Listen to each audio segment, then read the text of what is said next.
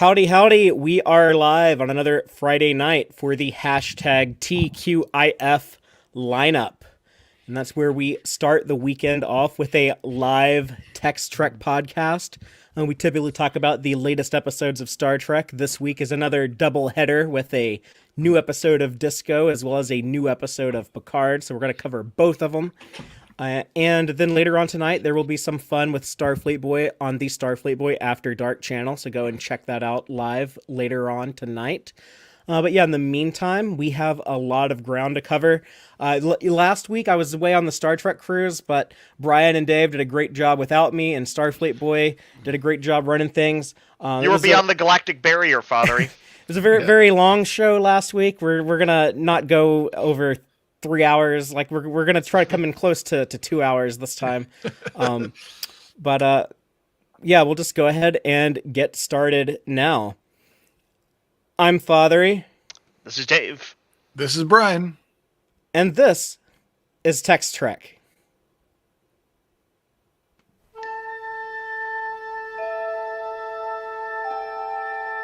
Engage.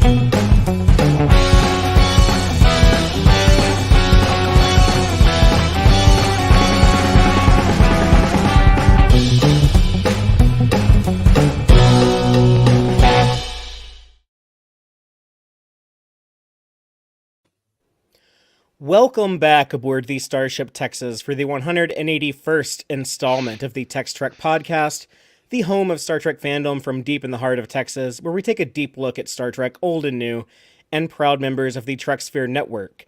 Tonight, we are discussing both an episode of Star Trek Discovery and an episode of Star Trek Picard. For Discovery, we have Season 4, Episode 12, Species 10C, written by Kyle Jarrow and directed by Olatunde Osunsanmi. And for Picard, we have Season 2, Episode 2, Penance, written by Akiva Goldsman, Terry Matalas, and Christopher Monfetti. And I think Michael Chabon had a story by credit in there somewhere.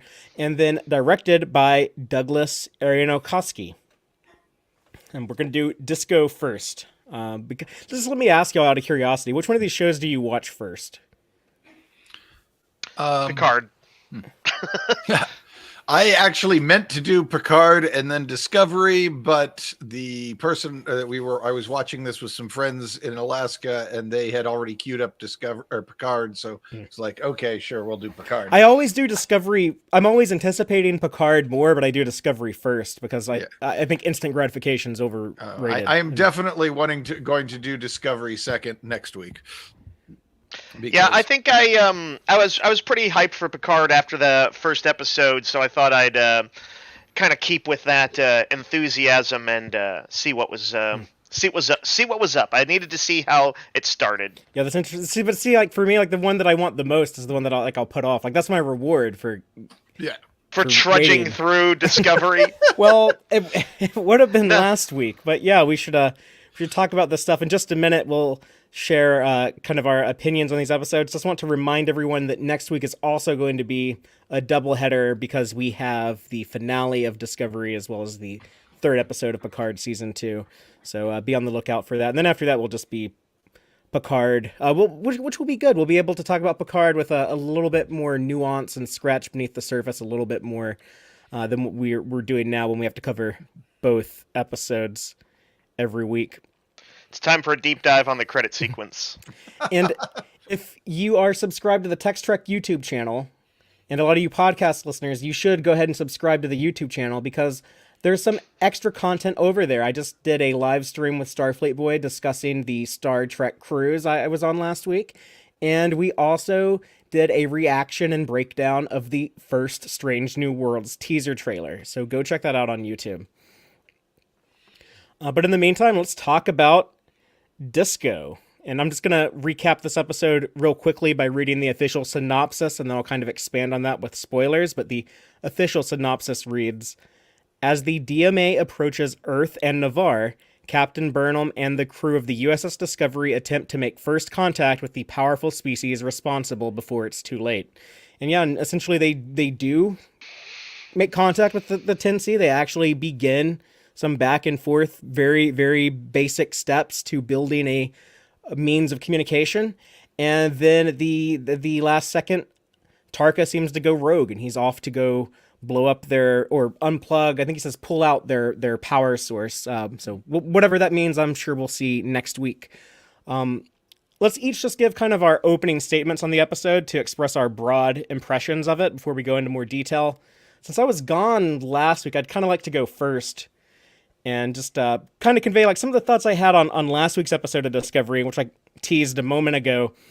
I was pretty bored with the main plot last week. I started to lose interest in the 10C. I don't care what they look like. I don't care how we're going to communicate with them. I felt like they'd kind of been drawing that out too long.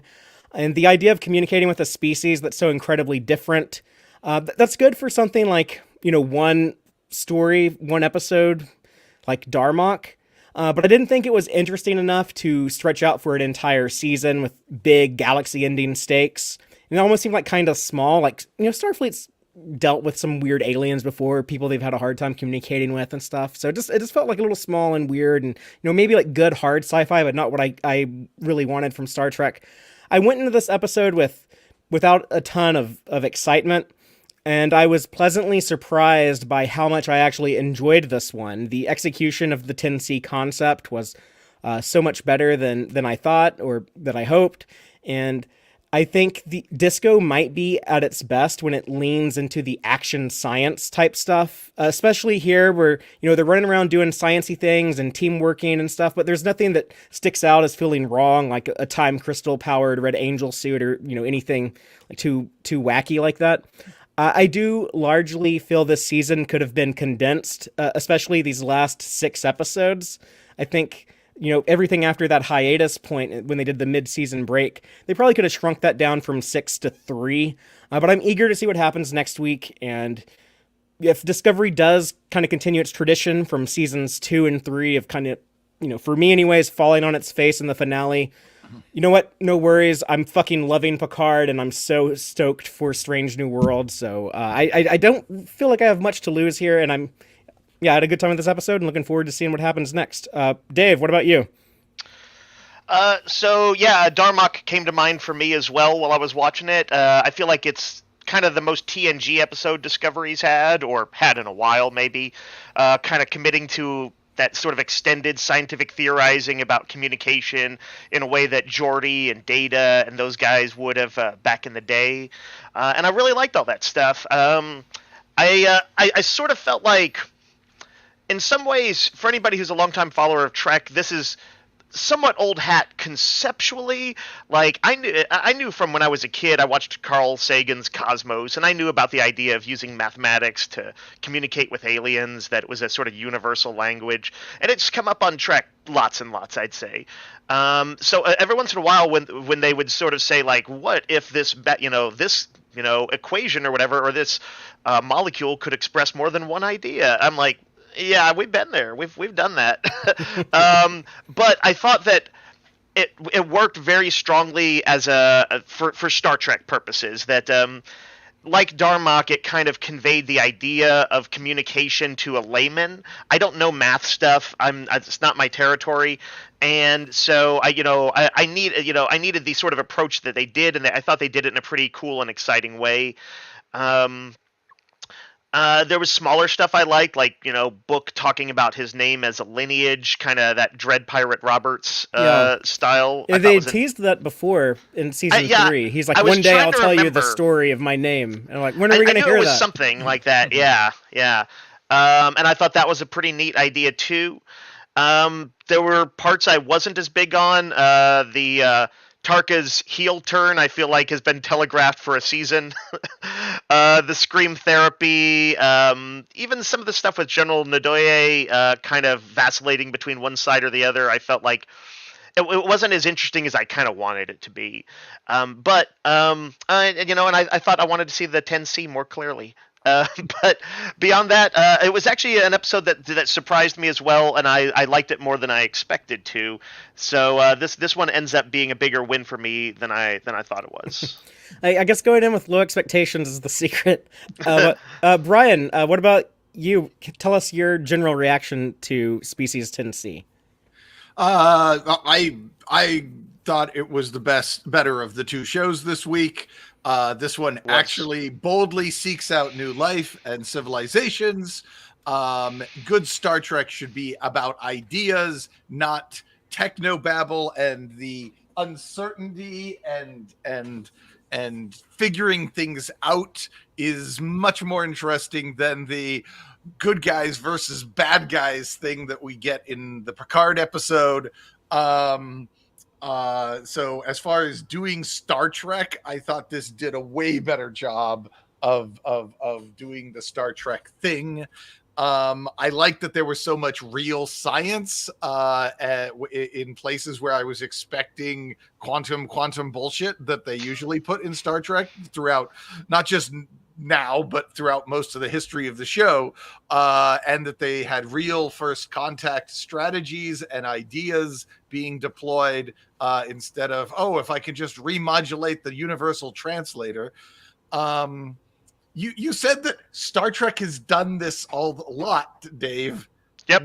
Besides Darmok, when? I mean, there's like a couple of minutes of figuring out that the whales, that the probe noise is whale noise. So I thought of that. Or things like the Ugly Bags of Mostly Water episode. It's or Tin Man. Tin Man's even like a weird weird entity to communicate with. Maybe Devil in the Dark. Plug the telepath in. They just here we'll put we'll have somebody mind meld with it, which maybe, I do wonder why they, if we're going to get to. It's normally not treated this ceremoniously and huge and right, perhaps even epic. People overuse that. I would also say Devil in the Dark and stuff like that. Yeah. But I'm thinking mind meld with it. beyond Star Trek, sci-fi has and broadly has dealt with this many times. And I even mean pop sci-fi, like TV and comics and stuff like that, not hard sci-fi necessarily. And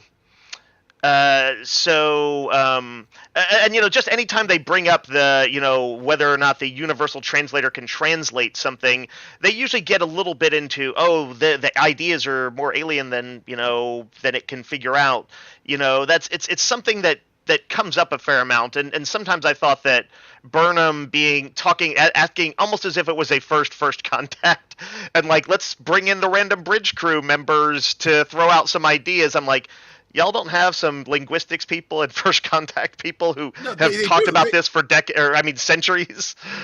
I would think when you have 12 hours to figure it out, if you think just bringing in some of your smartest people to see if there's some outside the box thinking, that only thing I thought those guys weird. That's like isn't that guy like a navigator or something like that? Let's inorganically give some of our secondary characters something to do, because people on the internet won't stop complaining about them not getting enough screen time. and I kind of thought it would. The only thing that I thought was odd is they just didn't hollow project them down to the hangar bay to talk about it. Instead, they actually had to leave their posts, and I thought, they could probably just project the image down there. This meeting could have just been a Zoom call, yo. Exactly. I think it was very good to get their input, and I liked that idea, but it did occur to me that in the crisis situation, maybe they shouldn't be pulling all these people off the bridge. They've already done a fair amount to test the maybe stretch the crisis situation, whether it's scream therapy or Saru's dating Yeah. The other thing I wanted, keep comparing it to Darmok, and I totally get that there's definitely some similarities there, and that's the, in my opinion, only other Star Trek episode where figuring out what the alien is trying to say is the centerpiece of the episode, and not just we have to mind meld with it, or we plug data into it or something and use some sci-fi stuff to just solve the problem. Is that kind of what the Star Trek the motion picture, the whole thing is? Yeah, and that's what I was going to say. Is this is very it it riffs on Star Trek the Motion Picture, but is absolutely its own thing. And I didn't even notice how similar it was to the motion picture until the second viewing, when I realized that the replication of the bridge to that over ridiculously exacting detail is just like how V'ger replicates Ilea in ridiculously accurate detail, far more than is actually necessary, because the aliens don't quite know what is important and what isn't. And I realized, yeah, there's a whole lot of kind of V'ger-y stuff going on here, but we're clearly headed in a different direction as far as what I don't think we're going to find a Voyager space probe behind all of this or anything remotely. Well, speaking on the motion picture connections, let's just build off of that and go ahead and dive into the episode and talk about the beginning when they approach the hyperfield. The scale of it immediately made me think of V'ger when they say it's the size of I guess the orbit of Mars. They said 1.5 astronomical units. Yeah, that's the only other time they measured something in AUs. But yeah, the 10C not responding to any hells or anything, so they're like, okay, we're gonna have to try to get creative and use these emotion hydrocarbons, which I think is still kind of some weird sci-fi contrivancy stuff, like mind melds or whatever. It's just more exotic, perhaps. But yeah, let's try to spray these on there with our dot robots, and then that actually gets them. They finally get the 10C's attention and then get pulled in, and the ship imprisoned. But yeah, just right off the bat, what did y'all think about that early attempt at communication and the I guess the scale of the hyperfield? I like that the hyperfield wasn't some glowy blob of special effects. It was instead looked very solid. And like you could stand on it or bounce a ball off of it, just because it was different. So often these things in Star Trek are clouds or mists or glowy, crackly. You know what? That's a good point, Brian. But also, it's that icy blue that the Discovery show likes so much. I mean, the color maybe wasn't the most exciting color, but the idea of it's solid. You could bang hit it with a hammer. I like that idea. Just as a do something new. We've seen so many big glowy things in space. It conveyed that they are pretty powerful and advanced. I guess it kind of makes them seem even more in control. Like, yeah, this can be like as hard as a rock or as soft as water. Whatever we want, we're in total control of all this stuff. And I also like that, like the whole episode, really, they're not real showy with what's going on outside of the ship. And at first that seemed kind of weird to me, but then I was thinking like, oh, it actually makes it seem kind of scarier, because you're just like hearing what they're reading on their scanners, and you're kind of as blind as they are. So I thought that was kind of neat. Also, probably helped keep the budget down a little bit. And I joked about a bottle episode. I joked about the them not kind of showing enough of the 10C aliens, and I do sort of feel that. Like, I'm like, okay, you've kept us waiting so very long. Let's just go ahead and show it. But I think they are going to do the big reveal next week. I think so. I don't care anymore. I don't care. It's like if they show it, cool. If they just keep it as like this mysterious thing. Well, actually, I think the longer they built it up, the more it will disappoint me, because yes, it almost has to be just some sort of glowing thing, just a cool special effects thing. That's actually why I always thought they were somewhat ingenious in Contact, the Jodie Foster thing, to go ahead and make it something that was human and relatable as the aliens. A lot of people were disappointed in that. A lot of people were just ripped that ending apart. I get that. I mean, I get the notion, but I also think that if it was just something that glowed and looked like an angler fish or whatever, that it's just, then it becomes kind of prosaic. Yeah, it's hard to do. It's almost like the Lovecraftian problem of like, how do you show like an elder god that's supposed to like drive you insane if you got a glimpse of it. Like, it's easy to write that if you're H.P. Lovecraft. It's hard to put that on screen if you're a what does it look like to have angles that are wrong and stuff like that? Yeah. I think that you can kind of use sort of indie film techniques for some of that stuff, make it feel difficult for the audience to watch strobing and intercut scenes weirdly. And I think you could probably do something of that with aliens too, that you can try some innovative film techniques and not just let it be a special effect that hangs there. But but I don't want to get too deep into the weeds on that. It's I think I'm gonna probably be a little disappointed with whatever they show, but maybe not. We'll see. And I think they did actually use a pretty good balance in the episode. I think it was both amorphous and yet physical enough to have a sense of you are staring into the face of some intelligent entity. Yeah. And I did like. You do get a loose idea. They show a holographic image of them in the shuttle bay, that's been mapped out, and you can see they're kind of half shrimp, half we saw their dead babies in the last week's episode. Yeah, but they're sort of half shrimp, half jellyfish looking things. Is kind of what they look like in the little model, the holographic image in the Hiron, I think. The linguist guy.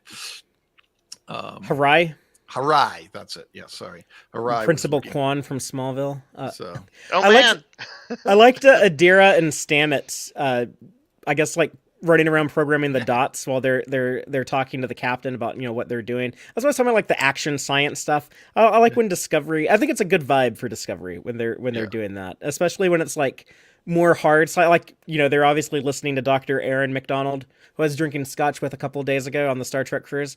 But it's definitely like, they're leaning into like some of that more real world sciencey stuff in a good way, not in a weird, boring way. Because sometimes I think Star Trek does need like a little like the Star Trek weird magic sci-fi. Because things like all these humanoid aliens and transporters and mind melds, like a lot of this stuff probably doesn't make sense in real life, but it's part of the Star Trek history. Definitely. So you have to find a balance. It's more often than not, storytelling is largely a balancing act. Yeah. I two quibbles. One, they're like, oh, we don't want to raise our shields. We might piss them off. We might make them think we're hostile. And I'm like, this is the same team that beamed down to the aliens' home planet with all their guns drawn. Well, y'all correctly pointed that out last week as being a weird thing. So it was like, what the hell? What just last week? Just like yesterday, we were pointing our phasers at empty rooms just in case they turned out to be dangerous. This is the shields down is the correct. But what was your other quibble? Michael asks the communications officer if they've received a response from their hails. Does she seriously think the comm officer is over there sitting on that info and just, well, the captain didn't ask for it, so I guess I'm not going to tell the captain that the aliens have replied? I don't know. I guess I was just like, really? You think you need to ask for that? The comm officer wouldn't just jump in, sir, their answer. I mean, I think it's kind of more weird to remark on that here and try to point it out. So let's, without going down that tangent, let's move on to the meat of the episode, which I think is trying to figure out the means of communication with the 10C and all of the, I guess experimentation, a little like scientific method, I guess. But they are trying to wrap their heads around this language, which it's like a light pattern, but then used in junction with the emotion hydrocarbons that these aliens excrete. They had to use that word. What would be a better verb to use there? But emit, maybe. Secrete? Extrude. But yeah, the first time I watched this, I was thinking like, oh, so like it's the light pattern is like the code. That's like the language. It's like Morse code, and then the hydrocarbons. That's like the emoji you put at the end of the sentence. That's like the emotion. That's like your facial expression or your body language. But it's actually a little bit more complicated than that. It's also like the lights also tell you what order to read the emotions in. So it definitely did seem like something that would be very, very peculiar, very alien. I feel like, by the way, I'm at 14% sarcastic right now. Just so y'all know. 14% sarcastic.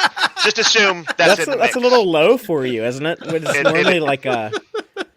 I was being sarcastic when I said it. I see. It's actually closer to 53. No, I mean, I like to exaggerate everything 47 times more. So that said, Father, you were talking about the kind of slightly, I don't know, not quite mumbo jumbo, but like the magical science of the different 16 different emotional that compounds they know of. Yeah, there's 16 that they were able to study.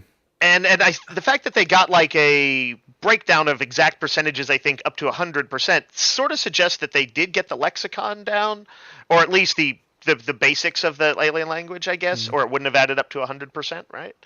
But, well, they were just breaking down the percentages of this chemical versus that chemical in the spray. I guess so. There wasn't, but I guess they didn't say like, and there was like 32% unknown. But anyway, I thought that was, I really liked that. I thought that was, like Darmok, you're not necessarily conveying how true linguistics works. I think you can pick at Darmok and say that's really not quite how metaphors work and are conveyed and things like that.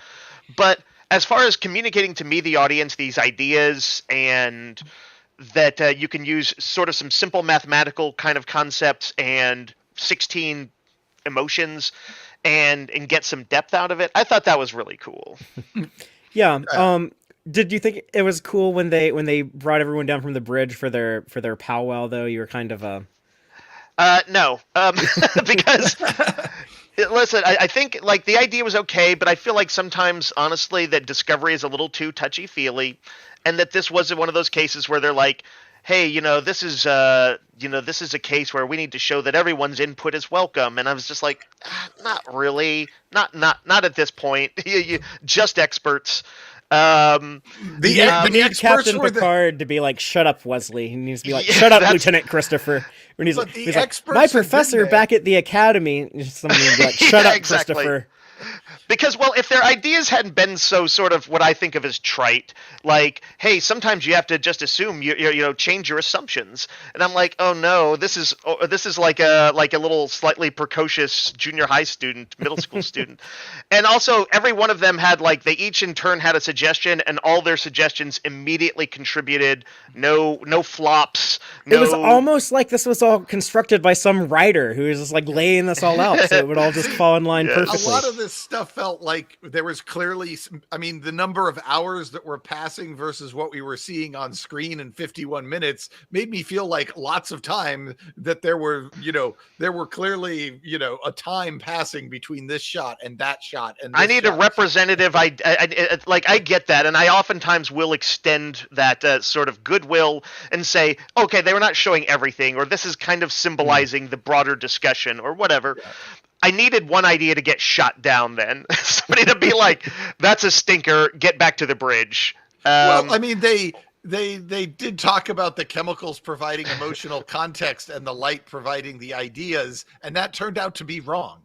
That's not what's going on. The chemicals are the letters, and the or so to speak, or the high and the lights are instructions on how to order the to lights read them seem to be probably something that was just improvised by the aliens as a good way to help talk to the humans, because the aliens had seen Close Encounters of the Third Kind, which is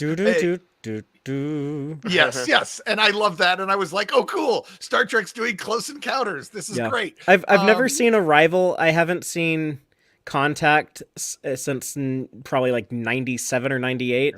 But I did watch Close Encounters a lot as a kid. I was thinking of that one a lot. I did think it was slightly odd that, given how desperate they are and how they got log jammed and decided to bring all the bridge crew down to see if they could come get the flow moving and get the idea chain wheel turning again, that somebody didn't just say, well, let's just bring Stamets down here and have him smell what they're spraying and see what happens.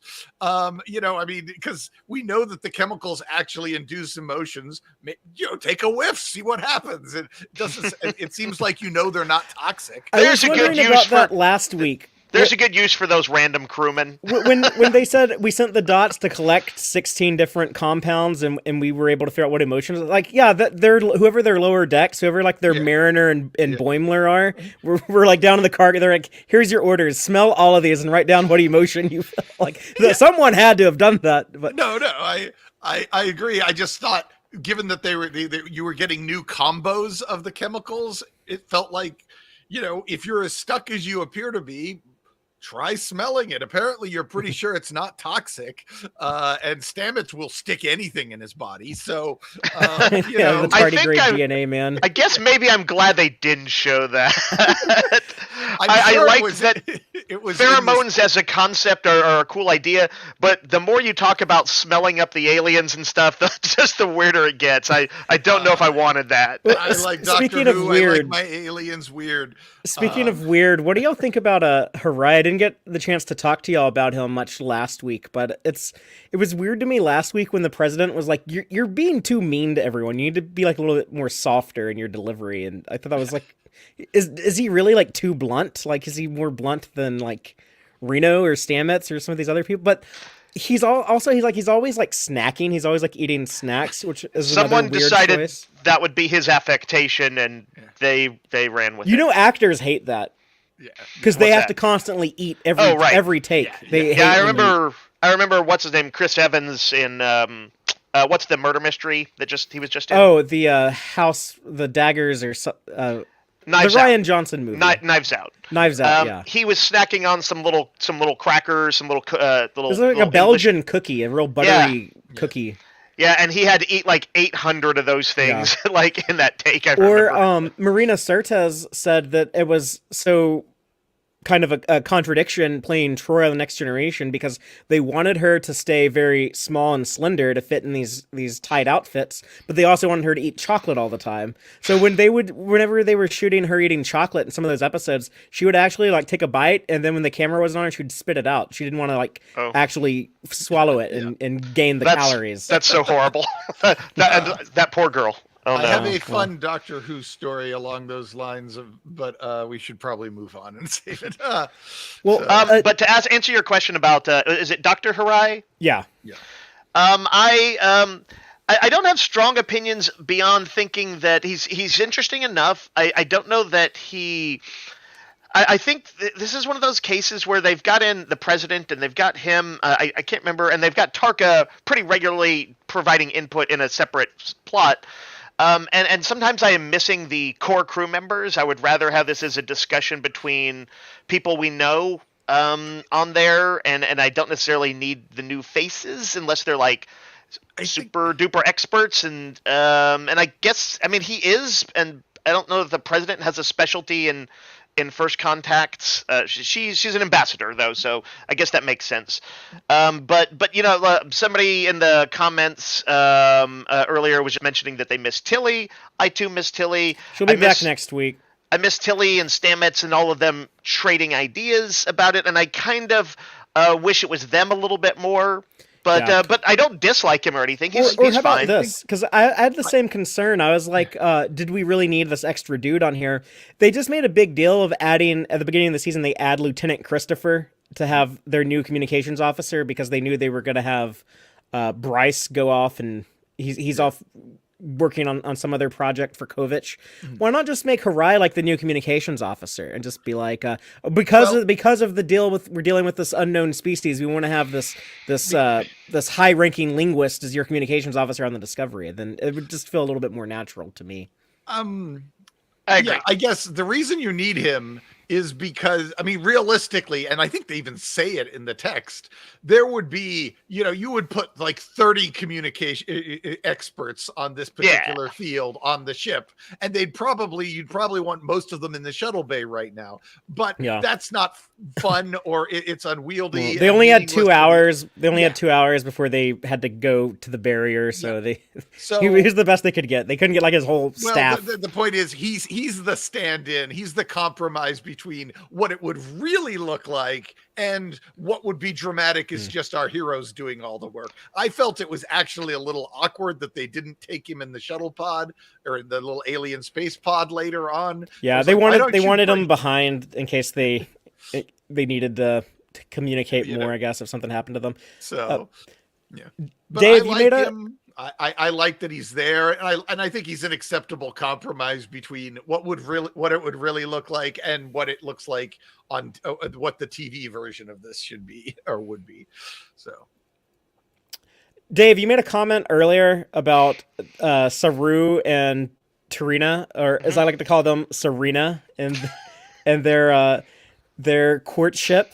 But I actually, I suspect you might have had an issue with them, taking the time to talk about this. But I actually liked it when she shut down Saru when what did she say about speculation is of little use right now? And then Saru is like, oh yeah, she was being kind of mean to me. And then Burnham, being the good wingman, giving him some Vulcan dating tips, being like, oh yeah, Vulcans are just like that. They try to overcompensate for their emotion in public, and which, if that is true, we now know that Spock was madly in love with Dr. McCoy, right? But no, I kind of like that. It tied into like the larger theme. I think that's why I found it kind of forgivable. Is that is like, it was about communication. I actually think that there's a story to be told about how when your existence is on the line, that your emotions, somebody you care for, love, would actually be very heightened. And I could absolutely understand him wanting to express these things. Instead, it sort of still feels a little too TNG virginal to me. I can't help. That's the only way I can think of it. There were a lot of virginal TNG. They might have hooked up last week when they went on their stroll in the holodeck. Yeah, Stamets seemed to think something was going on when he gave that look to the captain. Which I felt like real workplace. I felt like something like would really happen with, you look at like one of your coworkers, like, oh my god, I think they're about to hook up or something. You're saying your complaint, Dave, is that it was too Star Trek? A little bit. That was actually always something that bugged me on TNG. They always needed to, because on one level they had like these guys like a kind of a notion of pretty open sexuality. Casual relationships were pretty common. It seemed like, and like they would sometimes do that, and then they'd have somebody who's like, gee, how do you even start talking to a girl? Yeah, and I was like, Barkley. Oh my god. So yes, Saru, I just think it's like not a particularly interesting place to go. There is actually definitely a dramatic story to be told about someone who wants to tell somebody that they, if not love them, that they at least care about them and would like for it to happen if they don't all just die in the next 10 hours. I think that's a great story, but I'm not getting the story that I want out of it. I feel like it could be really moving, honestly.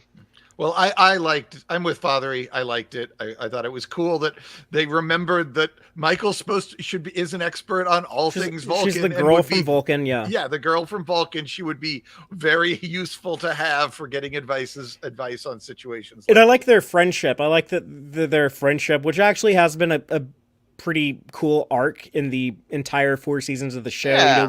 When they started off hating each other, and now where they are, and when they're going to go onto the scary orb that creepily morphs into their turbo lift door, which I thought that was like kind of creepy. It was like these aliens understand us enough that they're like, these are the doors these creatures go through. Let's put one on there. For whatever reason, that kind of freaked me out. But then the screaming scene, which I knew when I watched this, I was like, some people are just allergic to anything that's awkward, and they're just like, cringe when they see things that are awkward. But I don't know. I thought this was a sweet moment when they scream at each other, but then when they're like laughing about it, and they hug each other, and they piss off the cat runs off.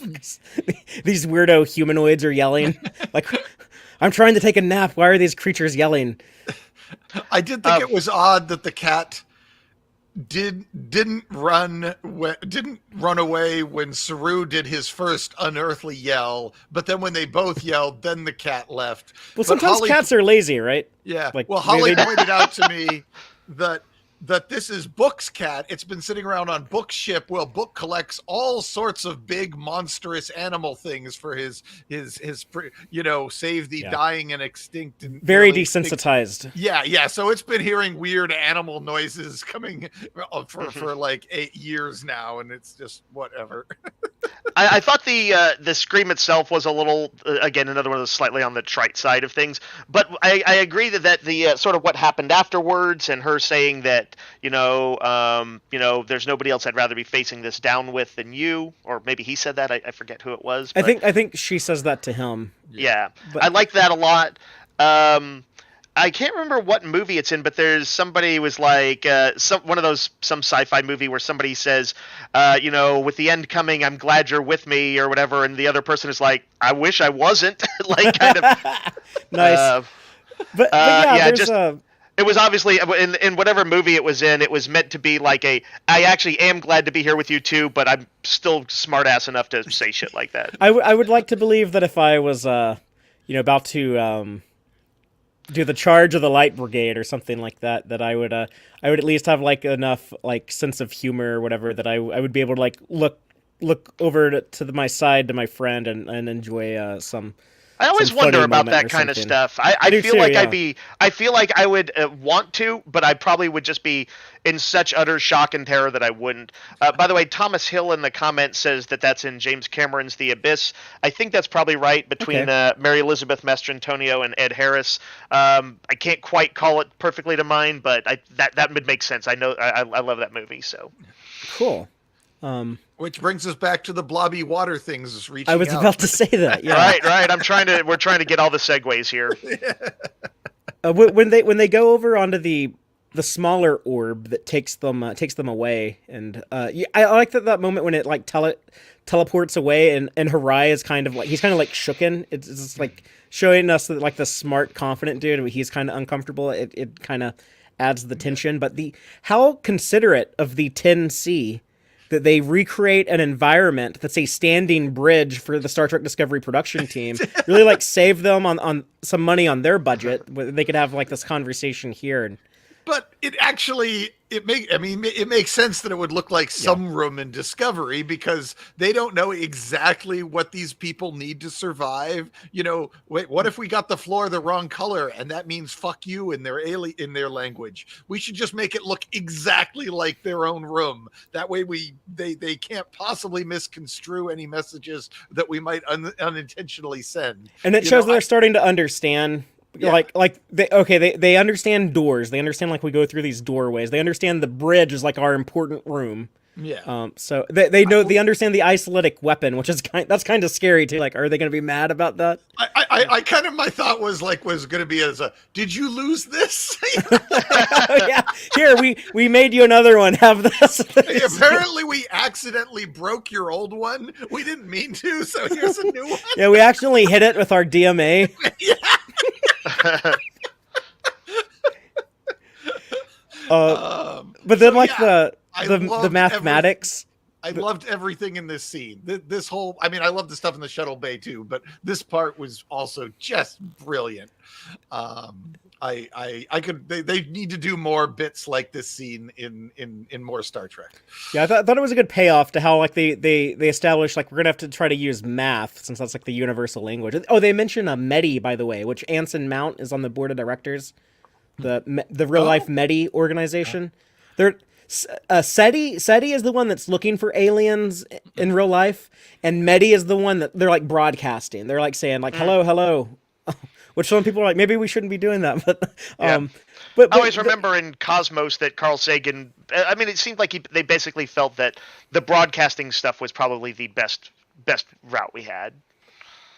But they pay off that math stuff they set up when they communicate like the basic sentences like DMA plus us equals terror, equals the terror emotions. And then when we get the response from the 10C, when they send the greater than symbol, and then sadness, great sadness. I do want somebody to, by the way, overdub and Photoshop those in with emojis. Just texting emojis back and forth. Yeah, have like that vomiting emoji or the poop devil emoji. Played by Patrick Stewart in that cartoon. Jesus. Oh, no. Oh, no. Yeah, it was some great stuff. I liked. And I liked. They made a big deal about, it might be really difficult to talk to these people. It actually isn't. They're knocking it out in just a handful of hours.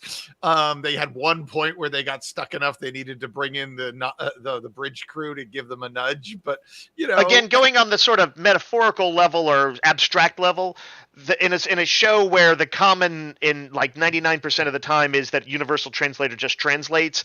Yeah, going through this feels painstaking. It feels very like they really had to work for it, so I think that they did a good job of conveying that. I broadly think that the show is always taking too long, and I would have rather this had been happening in episode 5, and there was somehow more to the story, and they just did fill the episodes with other stuff. But I do think that it works pretty well on that sense. Yeah, and we've got the ticking clock, so that if you think about it, you're like, this is actually going really well, but is it going well enough to solve the problem before Earth and Vulcan get blowed up? You know, right. that is. There was a point at which the president, or like Burnham tells the president, like they haven't responded yet. If they were going to, they would have done it by now. And I was thinking, man, tell that to the Ents in Lord of the Rings. Those guys take like 3 days just to learn your name or whatever. I kind of had to headcanon that's where some of our time gaps were, where it was between the transmission and the giving up on the transmission and switching to something else. Admittedly, spraying it with the chemicals was a pretty good plan that had a pretty good chance of working and a very low chance of pissing them off. Well, it did get their attention, so that yes, they did get the acknowledgement. They got their foot in the door, their foot in the hyperfield. Yeah. Let's hop on over from the Discovery to Book's ship and talk about the Book Tarka and Reno stuff. They have their hostage, Jet Reno, from last week's episode, and they're still in cahoots with Ndoye, who is working alongside with them. Cat hoots. They're in cat hoots. Cat boots. Right? Cat boots. That was it. Yeah. That's right. Cat boots. Yeah, of course. But yeah, so they're working with Ndoye, and I actually liked a lot of the Reno stuff. They kept talking about like she was gonna have like a big role in this season, and we're just like, when's it coming? And then finally, this last batch of episodes, we're getting it. But the conversation between her and Book, where we get Book's backstory, we get Reno's backstory. The whole time she's working on the communicator, so she's doing her engineer thing, being a good engineer, and I thought that her story was like maybe a little grimdark about I kept this young dude alive for 11 days while he was like begging to die because I missed my wife. But I agree with you, Dave, what you said at the top of the show. I liked hearing about Book's backstory, and I liked the idea of like her being like, this very rough, smartass type of perhaps even rude person. But her trying to have this heart-to-heart moment with Book when, the stakes are really high, when the pressure is on, and, she's a good person. She sees in him that he's a good person, and she's trying to reach out and connect with him and try to make him see what's going on and do the right thing. But I also agree with what you said, Dave, that it should have been obvious to Book that Tarka was not gonna back down. Yeah, I don't know that I necessarily needed him to be like, oh, I'm also gonna cause this, probably kill us doing this or whatever. I kind of wish he had remained more ambiguous. He didn't need the full heel turn. That said, I was going to say, I liked when Jet said, would the original or would your precursor book have been approved of what you're doing right now?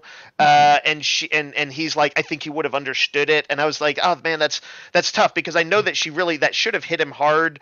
But unfortunately, it does seem like he's got this capacity to, maybe it's because he communicates with, he has this empathic ability that he's a little bit more open to kind of vagaries and gray morality than she is. But I thought that was an interesting conversation. I like the nuance.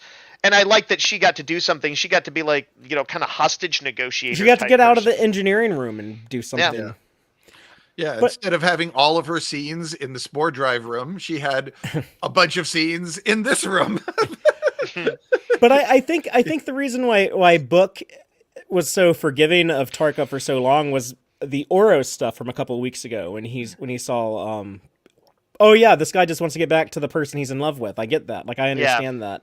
What was the straw that broke the camel's back was when he saw that like Tarka was willing to destroy the Discovery and just put Earth and Navarre at risk still, and Tarka's defense of that, I actually was okay with that, where Tarka is like, well, you have 3 seconds. That's plenty of time for you to make a warp drive escape. 3 minutes, I think it was. Or 3 minutes. Or you're saying like, oh yeah, Earth won't get hit by that debris for 6 months. Those scientists will have time to figure something out. And just, he's made all these mental gymnastic leaps and bounds to justify what he wants to himself. And with the state of our real world right now, just the situation that we're in, it's something like I don't think I'm someone with like depression or anything, but like I feel like in the back of my head I'm just always like kind of on some level, I'm just always like kind of miserable because I don't think we're going to achieve the Star Trek utopia. I'm not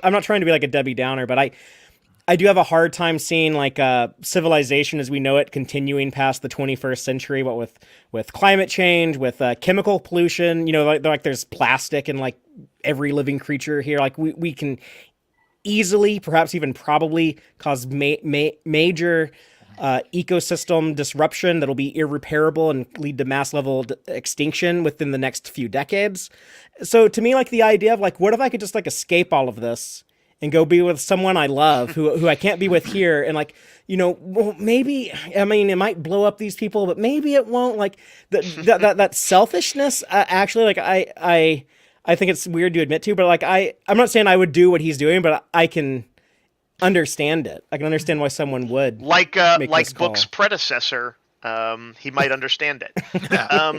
No, I think exploring selfishness is actually often an interesting idea, and it's the kind of thing that the push-pull between the actual and the scripted episode of City on the Edge of Forever, and whether Kirk is willing to sacrifice all the galaxy for Edith Keeler, is that brings that question up, even if it's maybe not really in the final episode.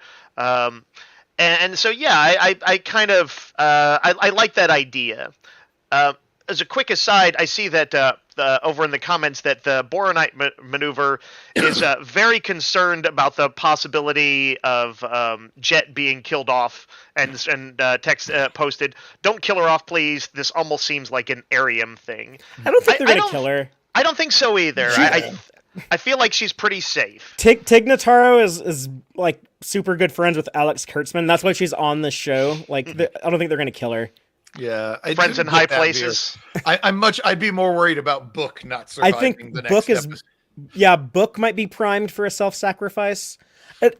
One thing I was unable to point out in the Gorn eggs last week because I wasn't around, but the language that Tarka uses on his little graphic user interface is actually based on Mike Okuda's Ryzian language that we saw back in Enterprise. Mike Okuda and Denise Okuda, they just got like the Lifetime Achievement Award from the art directors union. Yeah, that's super cool. Yeah, very cool. Yeah, great for them. They wrote the Star Trek Encyclopedia, which was my Bible growing up. They were like my Star Trek fandom mom and dad, and they raised me on all the Star Trek lore. And Larry Nemechek was like the crazy uncle. It was Mama and Papa Okuda. I did think that locking an engineer into a room with a bunch of crates of who knows what is just asking for trouble. I mean, have they not seen MacGyver or A-Team or any episode of Star Trek? You give the engineer anything to play with, and they're gonna rig something up to cause you problems. Well, and sure enough, they did. I kind of. But I like that the stuff. answer to your question is no, Brian. They haven't seen. They don't know that they're in a TV show. Enough, do you think it's possible that Tarka has? Kovich has seen those shows. He might have, but maybe not Tarka. Yeah. That said, it reminded me of like, I love all those episodes where O'Brien gets to really, or Scotty, really pushes themselves, and you're like, oh man, when these guys cut loose, it's super fun. And so I thought although it happened in a more kind of quiet way, I really liked that with Jet. Yeah, with the black licorice. Yeah. I liked Dread Pirate Booker. I thought Reno's story was wonderfully touching and sad and fucked up, but all in just the right ratios. And I did think at one point, Book says, if diplomacy, we won't do this if diplomacy starts working. And I was like, what is your definition of starts working? They've actually been really successful. Within just a few hours, they're already getting invited over for tea by the aliens. I mean, what more the diplomacy is working do you want, Book? He wants a high five or nothing. Yeah, I guess. I was just thought that was a unreasonably high bar there for diplomacy to be clearing at this point. So when Tarka had his physical confrontation with Book and is basically like kicking his ass with his force fields. I don't know about you, Dave, as a fellow comic book man, but to me it made me think of Brainiac 5 of the Legion of Superheroes, because he uses force fields a lot. I actually haven't read that many Brainiac stories. Or are you talking? Oh, right, you're talking about Brainiac 5 from Legion, not Brainiac, the Superman bad guy. No, that's fair. That's fair. It's that's true. He does always have really his like smart personal dude. personal force field, knocking people around and stuff. He's kind of above the physical fisticuffs, Yeah. but Yep. he'll use force fields. I was watching and I was like, shoot the ship, Book. Disable the ship. Don't try to shoot him. Shoot the ship. But I was like, realistically, he's getting the shit beaten out of him. He's been betrayed by this guy that he kind of thought of as a friend. He's probably not thinking all that. Yeah, he's got that fight or flight mode adrenaline, which, by the way, I was watching this, I was thinking, like, Reno is smarter than I am, because when Tarka knocks out Book and drags him over to Reno's force field and is going to imprison Book there, I was thinking, like, Reno, like, get up and, like, try to, like, punch him or something. And I'm like, well, that's what I would have, like, the instinct to do, but he would just knock my ass around the room with his force field like he just did. Yeah. But, yeah, it would be, in the heat of the moment, I think it'd be hard to resist that. But Reno didn't react that way, but I think she's probably smarter than I am. Look at that face on the screen. That is a face you want to shoot in the face. Bam. You don't want to go sabotage. For those of us in our listening audience, he is referring to Tarka and not, say, Reno or Book. No. Grudge. You can see when you finally get an excuse to shoot Tarka in the face, you'd want to shoot him in the face.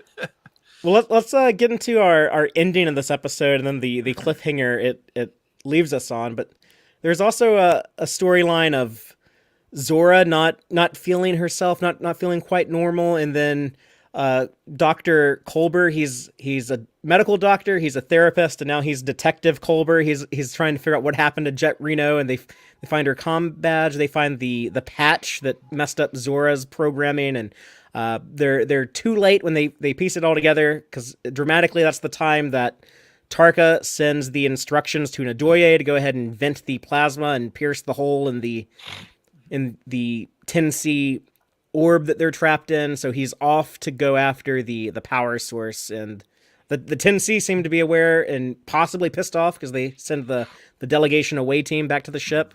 So pretty high stakes to end on. And they're able to communicate it all to Burnham, basically what's going on with the licorice communicator finally coming into play at the end. I was a little frustrated that that's the second time that they're like, okay, things are okay, and then Tarka's like, beep. Nope. We did see that happen already once before, and so it wasn't. I was less than thrilled with that. I know that Tarka they need him to be the antagonist here, but I was hoping for something a little more interesting. I guess I figured Book didn't know that Tarka was going to have done all this crazy security systems bullshit, and so Book thought, I've got my gun. I could always, if I need to, drop this little pencil neck. Yeah. He might even be doing his best to make sure that Tarka isn't carrying a gun, so that would I've got a gun. He doesn't have a gun. I just want to point out that I think Book does some dumb things. Sometimes writers need characters to act kind of dumb in order to move the story along. The next episode we're going to talk about after this, I was impressed with how the writers avoided all that, and I didn't think any of the characters acted stupid in the next episode we're going to talk about. I was very impressed with the writing there. I guess I still haven't really felt that Book does anything that is implausibly dumb. Let's put it that way. I feel like Book has still been, at least within the realms of television storytelling. My central issue with Book is that I've continued to have a hard time buying that he would essentially be a Ahab even in the situation he's in. He's just always seemed like it didn't seem to be part of his nature. But accepting that he does have that in him, then I kind of agree with you, Brian. He hasn't sort of since deciding to go on this course. I don't think he's done anything that's beyond the pale if you accept that he really thinks this is something that needs to be done. Yeah. Now, thinking of doing something dumb, at one point they tell Paul it's not his fault concerning not noticing that Jet Reno had disappeared. This is Paul. Stamets. He is working on trying to save, Earth and Vulcan and the rest of the Milky Way. And he's continually calling to, one of his best engineers. And that engineer is blowing him off and not answering him all day. He says, I've been trying to get a hold of her all day, and he hasn't followed up on that or tasked somebody to say, find out where the hell Reno is and why she's not answering my message. Isn't Stamets also a guy who's used to kind of trying to take it all on himself and also kind of pushes people away? So that tends to get pretty upset when people don't treat him with respect. It's because Michael told Saru, go have Stamets build the little communication device. I need you to come teach me how to scream. It's because they made Stamets do that. He didn't have time to figure out what was going on with Reno.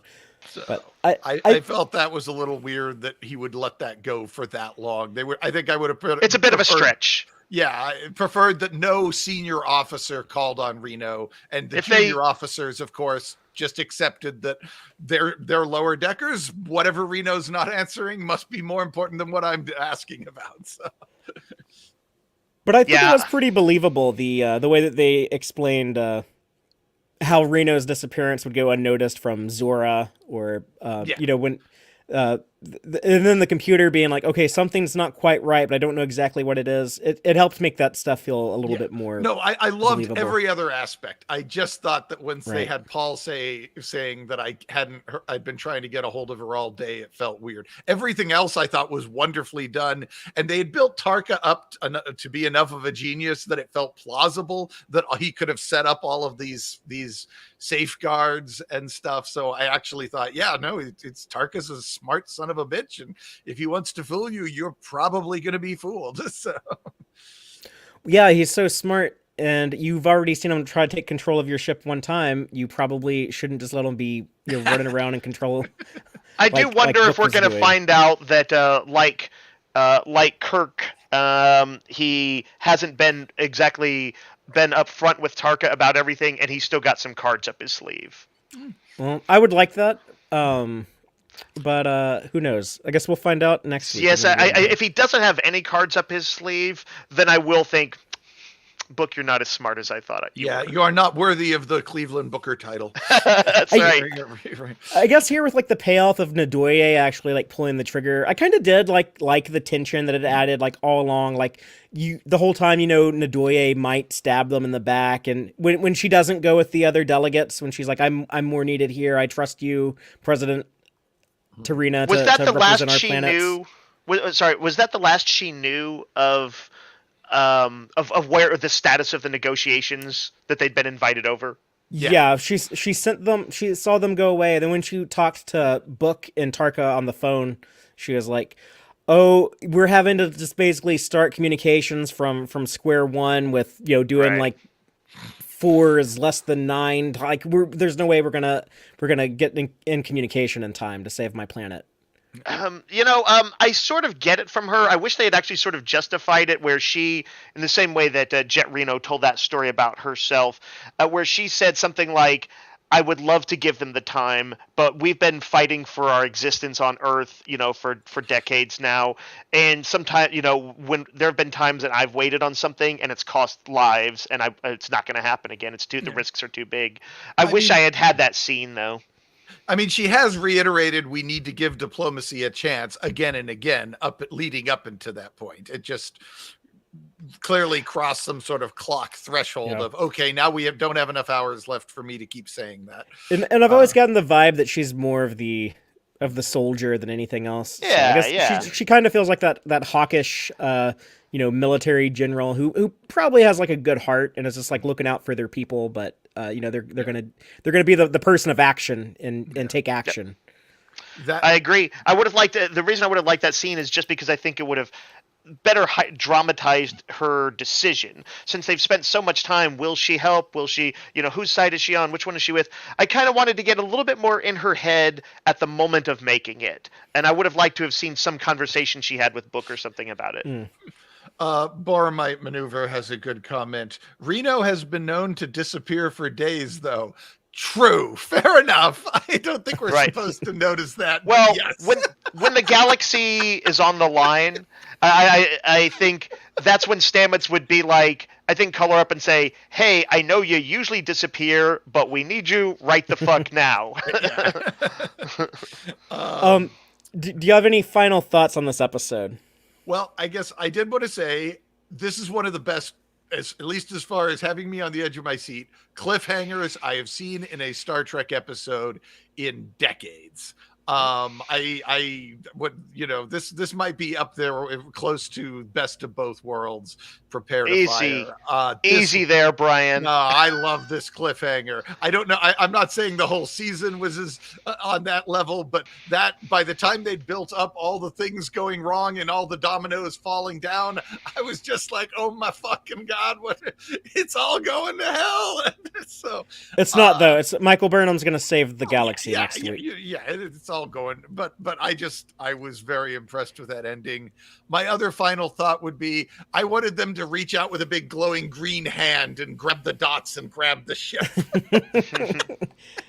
That would have been an interesting choice. But speaking of that, I have something to kind of build on that for my final thought on the episode. But there is a bit of a tradition in Star Trek where you take kind of an existing Star Trek idea and kind of turn it on its head.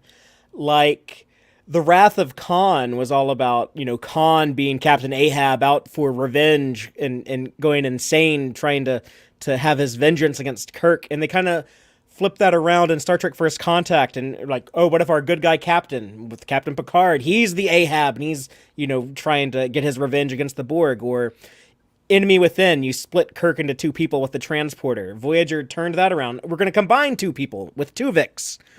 They're doing Devil in the Dark in reverse here, where instead of us being the miners, digging around mining and, oh no, we're stepping on all these Horta eggs and just committing like genocide here. It's like, oh no, it's the other way around. This alien species, they seem to not be mean or aggressive or malicious, but maybe they were just mining like on Devil in the Dark and are just accidentally just like blowing up our planet. So I thought that was kind of interesting that, okay, we're the Horta now. Yeah, we literally have our no-kill eye moment. Yeah.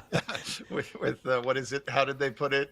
Fear us. DMA plus us equals great sadness. Equals no-kill eye. Or, no, fear. DMA plus us equals terror. Yeah. So, I hadn't caught that, but you're right. It is very much a reverse Devil in the Dark. So, and it looks like Tarka's going to try to be that devil. So. Yeah, because we have to have a big bad for the good guys to go punch at the very end. We have to have Leyland or Osira or I guess Tarka now. But. Yeah, now that we've spent an episode being as Star Trek as possible, there's going to be a bunch of shooting and explosions and running up and down corridors. Dave, what about you? Any final thoughts? That was a very thoughtful comment, Fathery, and I'm afraid I don't have anything to match up to it. My thought is that I was pleasantly surprised to get a penultimate episode like this that kind of pulled me back in, and so I'm looking forward to the finale. But I don't have any sort of any bigger, deeper thoughts than that necessarily. No, you're perfectly positioned for a Discovery finale to disappoint you. Absolutely. always enjoy the tradition. We'll hope for the best, prepare for the worst, and we still have a lot of Picard to talk about. Speaking of which, we can now switch gears and jump back in time from the 32nd century to the 25th century. Father, ain't no Gorn eggs? Picard. There's only one Gorn egg that I thought was worth mentioning in that Discovery episode, so I'll just save it for the very end. Right on. Which it's not a really very good Gorn egg, but I wanted them to have one. But no, this Picard episode, Penance, I'm just going to quickly recap it by reading the official synopsis, and then I'll kind of expand upon that with spoilers, as is the tradition. But the official synopsis reads, Picard finds himself transported to an alternate timeline in the year 2400. I think it's actually 2401, so that's a typo. Where his longtime nemesis Q has orchestrated one final trial. Picard searches for his trusted crew as he attempts to find the cause of this dystopian future. And yes, he is in a topsy-turvy world where all of the human race are genocidal, conquering maniacs, and he is able to reunite with Seven, Rios, Girardi, Elnor, and Raffi, and they are going to attempt time warp, like Star Trek 4, go back in time with the help of the Borg Queen and try to set things right. So, Brian, what do you think of this episode? And we'll just go around and say our opening statements. Very good, very satisfying. I did like Discovery more, but only because this was one of the best Discovery episodes out there. This was a very strong episode that was highly entertaining. Seeing Picard and Q go at it again was just magnificent. Those two have not lost a beat when it comes to chewing into each other, and I hope we get a lot more of that, and that it's not just relegated to one last scene at the end of the season or something. That I hope Q drops in at least a few more times. There was loads of Easter eggs and references, but there was enough adventure and tension and stakes that everything moved along fast enough that I didn't feel like the Easter eggs, Gorn eggs, drug things down too much. Which I have seen other episodes of Star Trek where there's so much of that it actually slows you down as you are stopping to decode this, that, and the other thing, and it feels like the episode loses some energy because you're busy getting distracted by all these little things. But most of them felt like they were fairly tied to the plot, I thought, fairly well, and they pushed the story along rather than just being look, here's a plausible reference to something else you might recognize. So yeah, I liked it a lot. Cool. Dave, what about you? All right, I'm sorry to say I didn't like the episode. You don't have to apologize to us. I hate when I don't like Star Trek. I actually loved the opening. I was so on board the sort of unhinged Q sequence, and thought John Delancey was just really he was tearing it up, but without overacting, and I thought he was just so good in it. Even like with that even moment of violence where he smacks Picard. But the rest of the episode was that kind of the gathering the team, and that's a trope I actually like most of the time. But I think the fact that it felt so much like sort of familiar Mirror Universe territory, even though it wasn't the Mirror Universe, that they were that sort of almost over the top fascism of it. Was not particularly entertaining to me. I wanted to, if I'm going to do a Mirror Universe stuff, I need to see it subverted more, and which is weird because the Mirror Universe is a subversion itself. But it like when they were going to execute them at the end, I felt like I was like, oh, this is kind of like The Running Man or something like that. It kind of felt larger than life, a little more Arnold Schwarzenegger-y. I am interested to see what happens next. I want to see the time travel stuff and all that. But it seems like at the heart of this is some dark secret of Picard, and that's also got me a little nervous, because when you do that, it's almost like telling a Superman story, and we're going to find out that Superman did something bad as a kid, and that that's his road not taken was. I'm like, what did Picard do? Like, did he do some racist thing? Did he do some heinous thing? Did he choke some kid to death? I don't know what happened. So whatever Q said, he was like, "Oh, I know what you're talking about," and it's going to be some big thing. I'm worried that they will not land that, and that I'm going to be like, "Man, F this." But I also think talking about like a good Star Trek plot story can come from talking about how even really very great people have it within them or especially when they were younger and more foolish, just literally ignorant in the neutral use of the word. He just didn't know enough to have done something bad.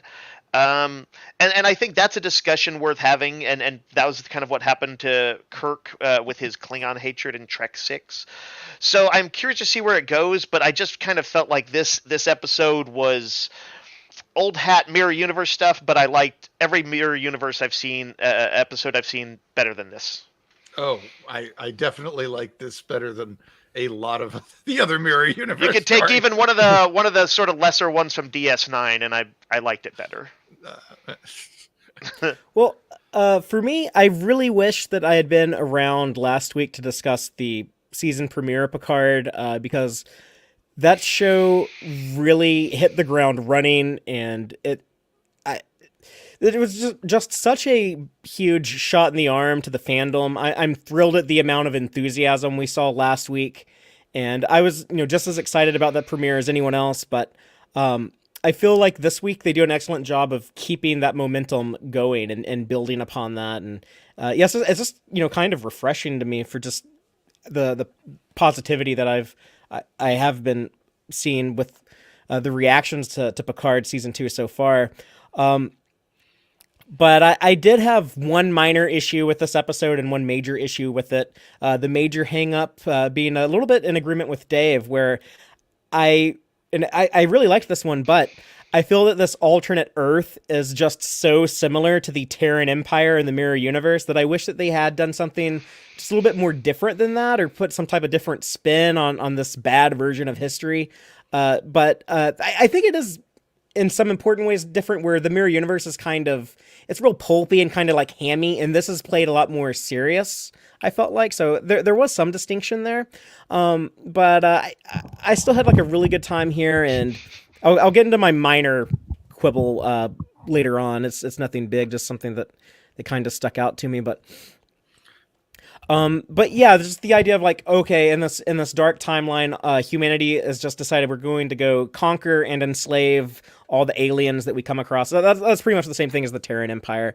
That being said, though, I loved all the sneaking around stuff. I always felt the menace. Always felt like the threat of Seven's husband about to figure them out. I always felt that they were under pressure, but they were making smart choices. These are people this isn't their first rodeo, especially like Picard or Seven, people that might have dealt with alternate timeline stuff before. So they're figuring things out quickly. I felt everyone was pretty useful here. I guess we don't see like a ton of Rios. He's kind of like Uhura in Star Trek 3, where that character is cool when you see them, but they're not in it a lot.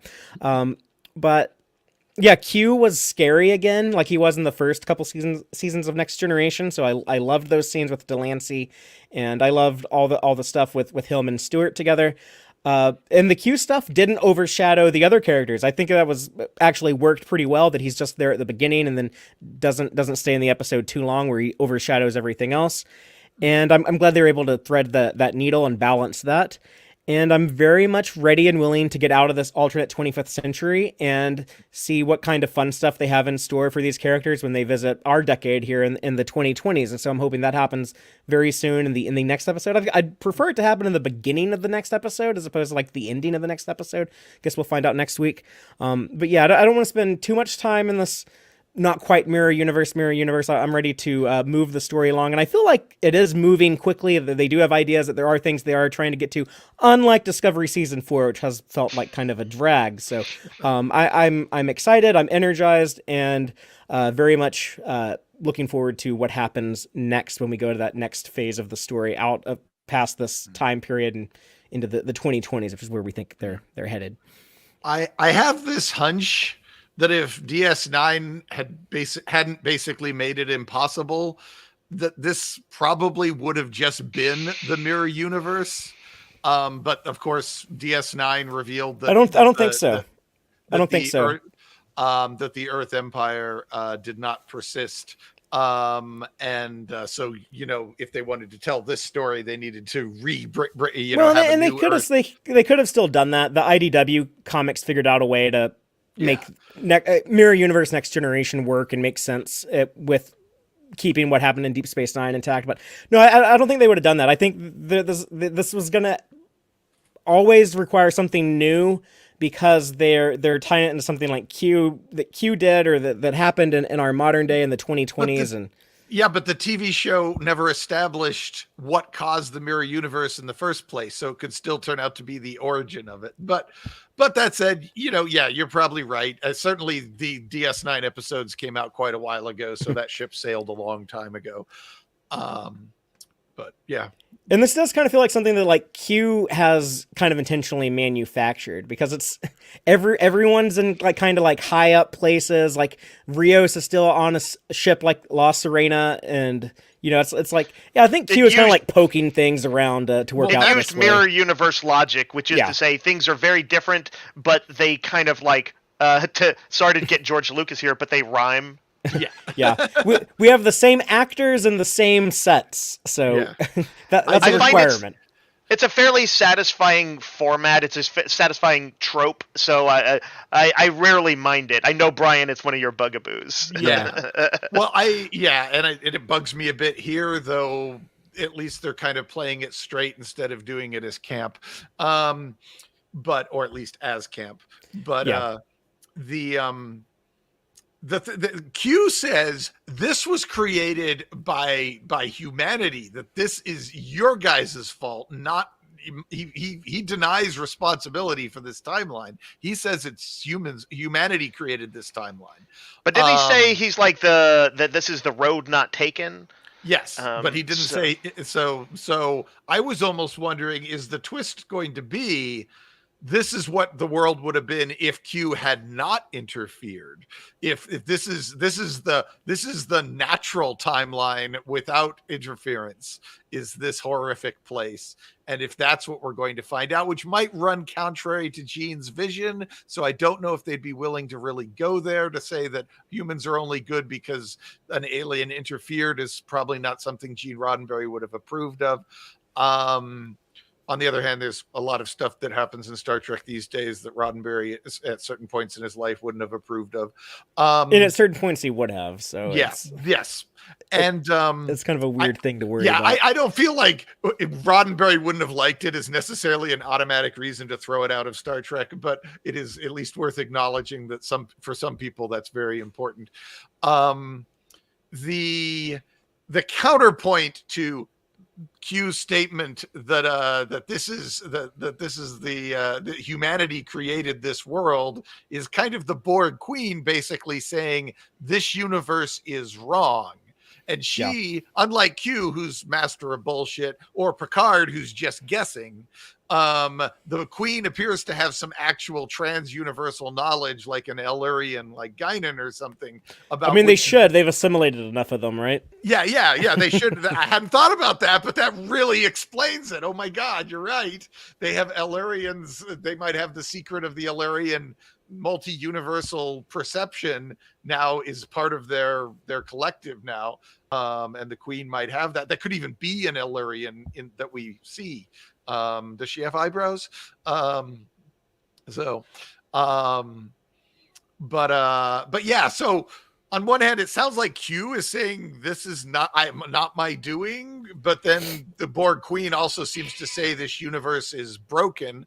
I suppose it's possible that it's going to be a Pogo paradox where Picard goes back in time to fix things and creates the evil universe. But that's the same plot beat they did with All Good Things and Q and Picard, where Picard trying to solve the anomaly created the anomaly. So I don't think they would do that again, just because that is All Good Things, the previous Q episode before this one. Yeah, I think it's kind of fruitless to try to decipher what Q is even talking about here, where he's saying that, I would tell you what to do, but you're too clever to listen to me. Or, when Picard's like, I don't have time for your bullshit, cut to the chase. And he's like, the chase is cut. I'm but a suture. And I'm not even going to try to speculate at this. I'm just going to wait till I get to the end of the season, and I'm going to go back and rewatch this and be like, now it makes, I don't think we're supposed to be able to decipher it. I think it's supposed to just be weird and just kind of enticing. Like, what the hell is going on here? And just to help show how disturbing it is, the unhinged Q, the Q that is not well, as Picard describes him, who's slapping Picard around. You've got some screenshots pulled up, and those stills of Delancey's face at their maximum peaks of expression, what would be keyframes of animation, are really good. He looks. They convey unhinged. He was scary. Yeah, he was scary. Yeah, and it's not quite the same, but it's similar to Q in seasons 1 and 2, where he's talking about, the space is full of all these things, all these mysteries, both subtle and gross, but it's not for the timid, or whatever he's saying. Where you think you're a big badass? Let me show you the Borg. They'll put you in your place. And it's just he felt more menacing early on before he became a bit more of the clown character with the mariachi band in season 3. Yeah. That was the thing. He says Q was like insane or something, and I'm like, I didn't see anything in his performance that was any different than the usual Q that we have gotten in previous Q stories. I mean, he makes the comment about he's dying or sick or something, but his performance, his actions felt like the usual Q bullshit. I didn't know what. I thought he came off as a lot angrier. Like he's like mad at Picard. He's like striking Picard is certainly something he generally hasn't done. He did to Picard what Cisco did to him. Yeah. No, I love that riff on Deep Space Nine there. But he also seemed that you can punch the captain. I don't know if this is quite true, but he seemed like he might have been like sort of more morose. His metaphors were a little bit more dire. He still does. I mean, like he had that capacity in older ones, but it felt a little more intense as portrayed here. I did. I thought I did wonder about the suture. Like, okay, to me, I spent a lot of time thinking about that. I'm like, okay, so is Q actually trying to fix things? Like in All Good Things, where he basically he gives Picard just enough hints that he is able to sabotage the Q Continuum's plan for Picard. Is Q also trying to fix something here by providing Picard with some information or nudging Picard along in some direction, rather than being the instigator of the problem or the solely an instigator? Is he also trying to, pull things together like a suture would, and prevent things from falling apart to help with the healing process of whatever's broken here? Well, I don't know if people want to discuss things that we can parse from the trailers or from like the interviews or anything like that. So I don't want to talk about that stuff too much, but I'll just say that John Delancey has dropped some hints in interviews as to what Q's motivation might be. I love the mention of the cameos in our comments from Fun Will Now Commence. Oh, are you talking about Skull Dukat? Yes, and Martok and all the rest. And we're going to have Sarek. fun there. Yeah, there's some fun to be had there with the Gorn eggs, which I did not mind being away last week on the Star Trek cruise and not having to do the Gorn eggs for the first episode of Picard Season 2, because there were 800 of them. I would have died. And instead of being a 3+ hour stream, it would have been a 47+ hour stream. Getting back to your earlier comment about Q, how much is Q arranging things? If he's not responsible for this universe, yet Picard basically trips over all of his buddies to his new friends. Also, if Q was gonna set Picard up with some friends to help him out, he'd pick the Next Generation crew, wouldn't he? Because that's the crew that know him, that he knows, that he has a relationship, not these new guys. So these are the people that were at the Stargazer explosion last week, which seemed to start this. Yeah, but it felt awfully convenient that Picard manages to stumble into just those particular people so quickly. Right. And they have their memories. They have their normal. So Q is obviously he's involved in some major way. Well, I did wonder, did Q actually engineer season 1 of Picard so that Picard would be friends with the people that he's going to meet now? Q can do things in all sorts of weird ways. Maybe he looks at all the people Picard's going to bump into here. Q did the casting for Star Trek Picard. Yeah, season 1 of Picard, so that Picard would have the friends he needs in this episode to solve the problem. I doubt they're going to go that convoluted, but it would be a hell of a twist if he did. So yeah, I don't know. I love this opening scene. It gave me all sorts of things to think about and ideas and what's going on with this and what's going on with that. I notice he says he says that Picard is going to perform a penance, but a penance is something. This is not a lesson; it's a penance. Yeah, and that's a penance is something you willingly take on. It's a punishment you take on to do because of something you feel you deserve a punishment. It's not something that's inflicted upon you. It's something you choose to inflict upon yourself. Well, and that said, lots of inquisitors and stuff in the during the Inquisition surely did horrible punishments and said, "This is penance for your sins." Yeah. It for somebody like Q who uses words vengefully, it could still be of his doing. Well, yeah, but is Picard going to have a choice in this? Is there going to be a moment where I think Picard it is going to lead to something like that. And Q does want Picard to do something, because when they're in Picard's trophy room and Picard is saying, like, I'm not going to play your games, I'm not going to do this, I'm not going to participate. And that's when Q gets, like, fed up and he, like, disappears. He vanishes and just leaves Q alone. Picard alone with Harvey, his android personal assistant, I guess. I see... Boatwreck says, I hope Q speaks in nothing but episode titles from now on. He dropped a couple in here. Yeah. I'm sure we'll Gornag him. Yeah, I heard those and I was like, oh, that probably made Dave sad when he heard that. Even though I think they actually worked and fit in the dialogue just fine, so it didn't matter. Yeah. I think once he got to say Trek Across the Stars, then it opened a floodgate, and that's all Q. He knows he's in a TV show. Our friend Aaron Harvey, aka Geek Filters, in the live audience, he's saying that's very LDS, and yes, they do that on Lower Decks. They mention episode titles occasionally. They've said that, like, some of these famous Star Trek missions are recorded with things like, the Enterprise incident is actually, like, something that people know about and talk about, or the Carbomite maneuver. I don't know if yesterday's Enterprise could work that way, because no one should even know that happened. I guess like Q might have observed it, and that's just what he calls that story. But So there's, what is Picard doing? What crime is needs to be repaid? Is Picard going to do penance for humanity, or is he's Jesus? He's gonna die for our sins. And what is the crime? And is it something Picard did, or is it something somebody else did? If it's something else, is Picard the one who needs to forgive? Because he says there might even be forgiveness. So who's going to be doing the forgiving? Is who did the crime, and who's going to be doing the forgiving, and Picard is apparently going to do the penance.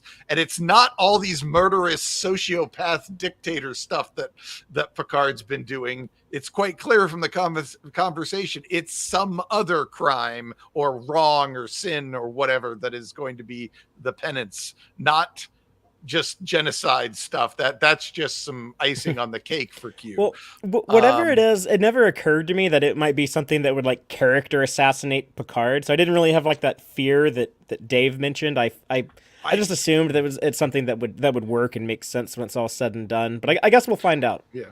Something that popped into my head, given what happened in episode 1, is, do we know how Picard's dad died?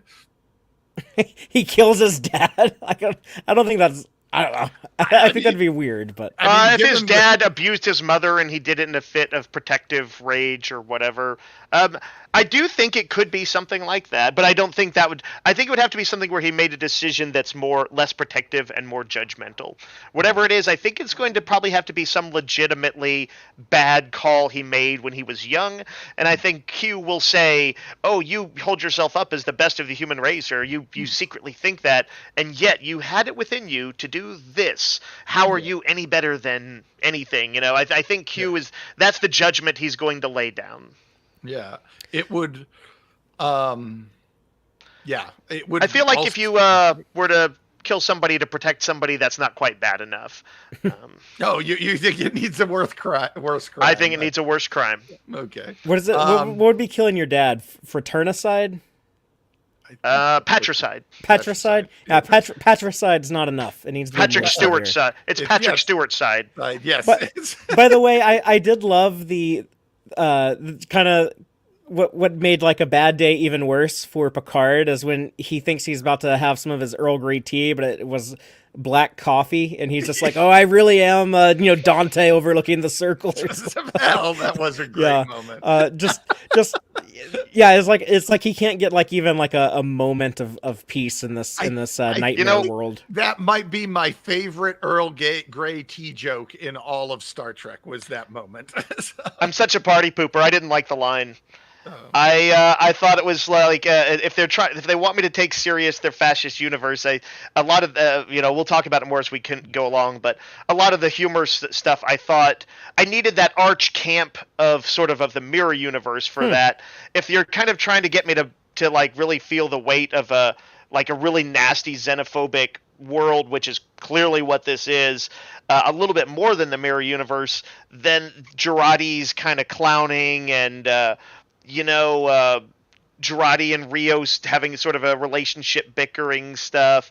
I don't know. It just those lines all started to fall flat for me.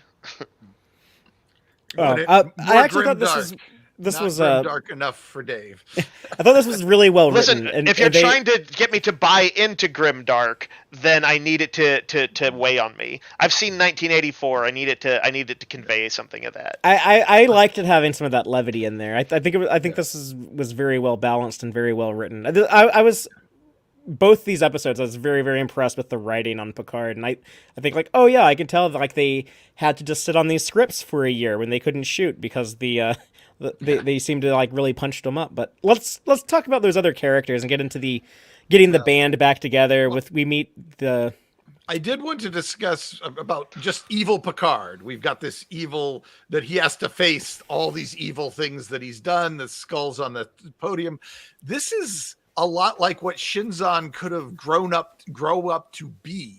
So Picard's faced this demon before. It's me, but I'm evil. He's faced down that very demon, and I thought that was kind of interesting that we've gone back to that. And I do wonder if there's going to be any acknowledgement that Picard has already faced the evil version of himself in the text at some point. It seems like the difference here, the key might be that Q thinks that there is something, or at least this was my read of it, that there is something in Picard as he is, not a variant of him, but as he is, that is effed up.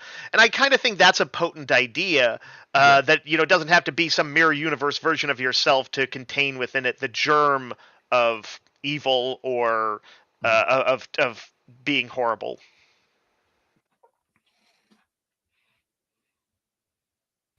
Anyway, that's all I got. All right. No, well, let's move on then, because we still have a lot of this episode to talk about. But the 7 of 9 waking up as the president, Rios waking up in a battle, Eleanor waking up, and I guess as a rebel fighting against the fascism. I liked Seven's reaction. By the way, I was gone last week. I didn't get a chance to say it, but Seven is much more like Voyager 7 in Picard season 2. It's like she's not running around drunk murdering people like she was in season 1. And I accepted it. I was like, okay, like her son died, her son got killed. She's unhinged. I get that. I accept it. But I did like her being like more centered and more like what I think of as like the 7 of Voyager. Here when she wakes up in the dream, she's trying to do the math equation and smell the candle, like all very like scientific and stuff, trying to prove she's not in a dream. I also like that she woke up asking for Raffi. Yeah, that was a cool little insight into her heart, into her head, when without any witness or anything, she thinks she's there by herself, and what she does is she asks for Raffi, or hopes Raffi's the person coming through the door or whatever. I somehow missed that. That's interesting. I don't know. I missed that point, but I too had the same thought, but I thought my thought was, when she tries to be evil president, it reminds me a lot of early 7 of 9. No. That's not what I said. That's not what I said. That's not what I said. That's not what I said. I was saying that I had a different take on it, but I had a similar thought, but my supporting evidence and where I got to it was different. I thought when she was pretending to be this arrogant president, it reminded me a bit of Arrogant 7 from early Voyager.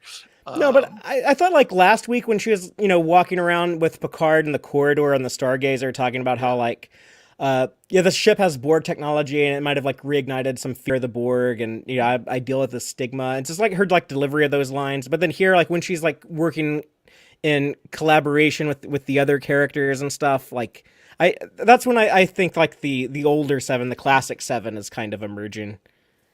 And someone pointed out that's Euler's identity is the math equation she writes on the Yeah. mirror with lipstick. Like, I don't know what that is, but it's supposed to be like the most beautiful math equation of all time or something. Yeah, it takes like all these major constants and puts them all into one equation. 0, 1, the logarithm number, and puts it all into a very simple equation. And like, there's so much about, if you know what that equation means, it's kind of like so much of all of mathematics is packed into this tiny, very simple thing. And so yeah, it is beautiful in a kind of or cool or stylish. I don't know what you want to, something like that. Her husband, by the way, the magistrate, I think they call him the magistrate, is played by John Briones. He is Soji actor Issa Briones' father in real life. Oh. Now that you say it, I can see the resemblance. Are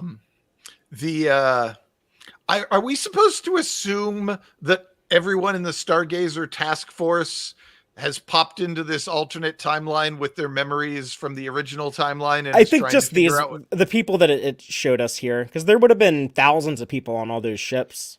So, I mean, but we don't necessarily rule that out. But I guess, are we supposed to assume that Q protected them then? It wasn't just the fact that they were near the temporal. This was Q's doings. Q handpicked these people. Yeah, I think for dramatic trope purposes, we can assume that it's essentially the people we know and care about. Yeah, if you're a regular in the opening titles of sequence of the show, then you got to keep your memories. So we can assume that Picard did at least watch season 1 of Picard, or Q watched season 1 of Picard. John Delancey said that on the Ready Room. He said, before I did this, I went and watched the entire first season of Star Trek Picard. So because he had to know, all right, I could put Riker and Worf and Troy and give him all of those friends, but I'm going to pick these new friends from this most recent set of adventures instead. If he wants to torment Picard as he stands with all his life experiences, Picard is an old man, and these are the friends of the old man Picard. So, whatever awfulness or punishment Q hopes to inflict would probably be most vital to him by taking the people who are vital to him presently. I would think if it's something dark in his past, putting Beverly there, that he has to go and look like a monster in front of Beverly would be the biggest knife twist you could do. But I guess I gotta see more of just how things play out. So I do wonder if we're going to get a point where 7 touches on, it's weird not having my augmented processing brain and my augmented Borg vision, that's all taken away from me now. I can't think as fast, and I can't see things that I used to see, and I'm not as strong as I used to be. Is that going to come up, that she misses the implant? Yeah, I was wondering, has it ever been confirmed on screen that she needs like Borg implants in her brain for her intelligence, or is that just like her organic parts of her brain or what stores her intelligence? I'm not sure if they ever stated that was a Borg technology thing, but yeah, that would be something you would notice. Be like, hey, I'm dumber than I used to be. So you think Speaking of her implants and stuff, is some timey-wimey kind of stuff happen before this is all done, and she returns and she is the Borg Queen, that's the faceless Borg Queen of the 25th century, trying to get the Borg into Starfleet? Maybe. I mean, that was a kind of a temporal rift thing. They said it was they said it was they used the word temporal when they were dealing with that anomaly. Yeah. So that's going to make dating with Raffi even harder. It depends. Maybe she's into tentacles. So. I also liked when Rios was in the battle fighting Vulcans, that the comrade of his, the woman on one of the other ships, she was saying, it's like you always say, the Vulcans, if we don't stop these green bloods, they'll meld your mind and scramble your balls until you're begging to die. I don't know why that made me laugh, but... It's kind of amusingly crass. It also feels like the kind of thing that you might ask for in like a brothel of the 25th century. A brothel. The writing was, I mean, don't kink shame. Some people might be into that, but I thought the writing was really good when Seven calls Rios and she's like, Colonel Rios, if there's anything weird going on, you're on a secure line, so you can tell me. And then he was like, "Oh my God, Seven, is that you?" And I thought that was kind of clever, and I thought that was it made the characters smart. I thought the that idea really worked. And let me ask y'all. Yeah, I liked how seeing everyone respond to, "Oh, I'm in an alternate timeline. I better play along because it looks dangerous, to be honest." Elnor's always been like the more naive character, so he was the one who seemed like he might not have been able to survive on his own. But I mean, they had Raffi there to help him. He got himself arrested pretty damn quick, so but he also was he got landed the worst in immediate danger. Like Seven wakes up, she's president. Picard is like this famous general, and then Elnor, he's like, "Oh yeah, you're an alien on a planet that's racist against aliens, and you're about 10 seconds from being discovered." Yeah. Does it snow in Okinawa, by the way, or is it supposed to be like the weather is so terrible? This is like Blade Runner, like when it's rainy in LA. I assumed it was ash from the buildings, but okay, that makes more sense. I did think it was weird that they blew up apparently a whole bunch of buildings, and the rest of the planet seems to have almost no comment whatsoever. Like, do high-rise towers and tens of thousands of people get blown up on Earth every day now, and that's just business as usual? The Earth Confederation wouldn't want that getting out there that these rebels were able to blow up their planets. They would have covered that up. Yeah, but even when talking to the president, it's just kind of this little thing that's vaguely there's some uprisings in Okinawa. They just killed 10,000 people or more, maybe 50,000 people. That's just, as president, you would think you would be like, send the army, or he is like probably president of the, like, if they're as powerful as they are and they've conquered Andor and all the rest, then their level of scope is like probably talks about millions of deaths. So that might actually just be a drop in the bucket. Well, I guess if somebody blew I know it's on Earth, though. Yeah, if somebody blew up a building in Washington, D.C., you think the president there would be a little bit of an expectation from the president to, acknowledge that major terrorism is happening right there in the Capitol. But so I thought it was a little weird how nobody was discussing that after seeing it on screen being this big, huge deal. I can only assume that security on Earth is worse now than it is today. Or the rebels are just that good. Yeah, well, that would kind of that's the same. The flip side is your security is bad, so your rebels are now effective. I love the new Confederation logo, that it's kind of the UFP logo, but only one star, because only one star matters. Yeah, Aaron also pointed that out, that he said that he actually likes it more than the UFP logo, and says it has panache. And Aaron, by the way, I think is actually going to visit the 10 Forward pop-up in LA that they've set up, where they actually have a recreation of Guinan's bar that people are going to and hanging out in. And so cool. We're gonna I think try to have him on the show next week to talk about that and talk about Picard with us. But what, Dave, did you hate Spot 73, the cartoon cat? Yeah, ish. What was I going to say? I thought Patton Oswalt did a good job. I thought he was kind of fun, but yeah, I was already kind of like, oh, they're going to be doing kind of tongue-in-cheek stuff in the middle of this while trying to convince me that it's so bad that it's something that needs to be fixed. And I just felt like that kind of humor didn't work in it. I thought the cat was fine, but I like that even this weird alternate world Girardi would have like she would manufacture a little artificial friend like this. Like, she still has like the. I wish it was in the regular universe. I like the idea. Everything about it, I think works, including Patton Oswalt's thing. I just didn't like it in this episode. A copy and taken it with her. A lot of people like Patton Oswalt. I mean, I'm not really a fan of his. I'd never find his material that good, but he seems like a nice dude in real life, a cool dude. He's friends with Boots Riley, who I'm a huge fan of. So nice. But I love Allison Pill so much, and they are really utilizing her in season 2. talked about how I think the characters are smart and stuff here, and Girardi is like a little like she's out of her element. She's kind of caught off guard when Seven comes in. And they should have been busted in that scene where she tries to cover. No, because she pays this off later when she totally like comes through in the clutch and improvs a whole cover story. In the heat of the moment. Yeah, but here, like, because I thought she was the one who, like, she probably wouldn't be this good at this this type of stuff, but she's smart enough that she figures it out and adapts to it, and then by the end of the episode, she's able to have a major contribution to the team. Yeah, she just has to tell herself, okay, it's just like when I pretended that I didn't kill Maddox. I just have to do that. Just think like I'm, When Seven is talking about like, last time I saw you, we were stargazing. And she's like, oh yeah, we were on the Stargazer. It took her a while to catch up. Yeah, there had to be a few people in this new gang who have not gotten into weird timey-wimey adventures. Broadly, it's kind of a trope that when you find yourself in an alternate universe where you gotta quick catch up and like play done or like the integrate rather. We've seen that since the original Mirror Universe, at least, if not something before.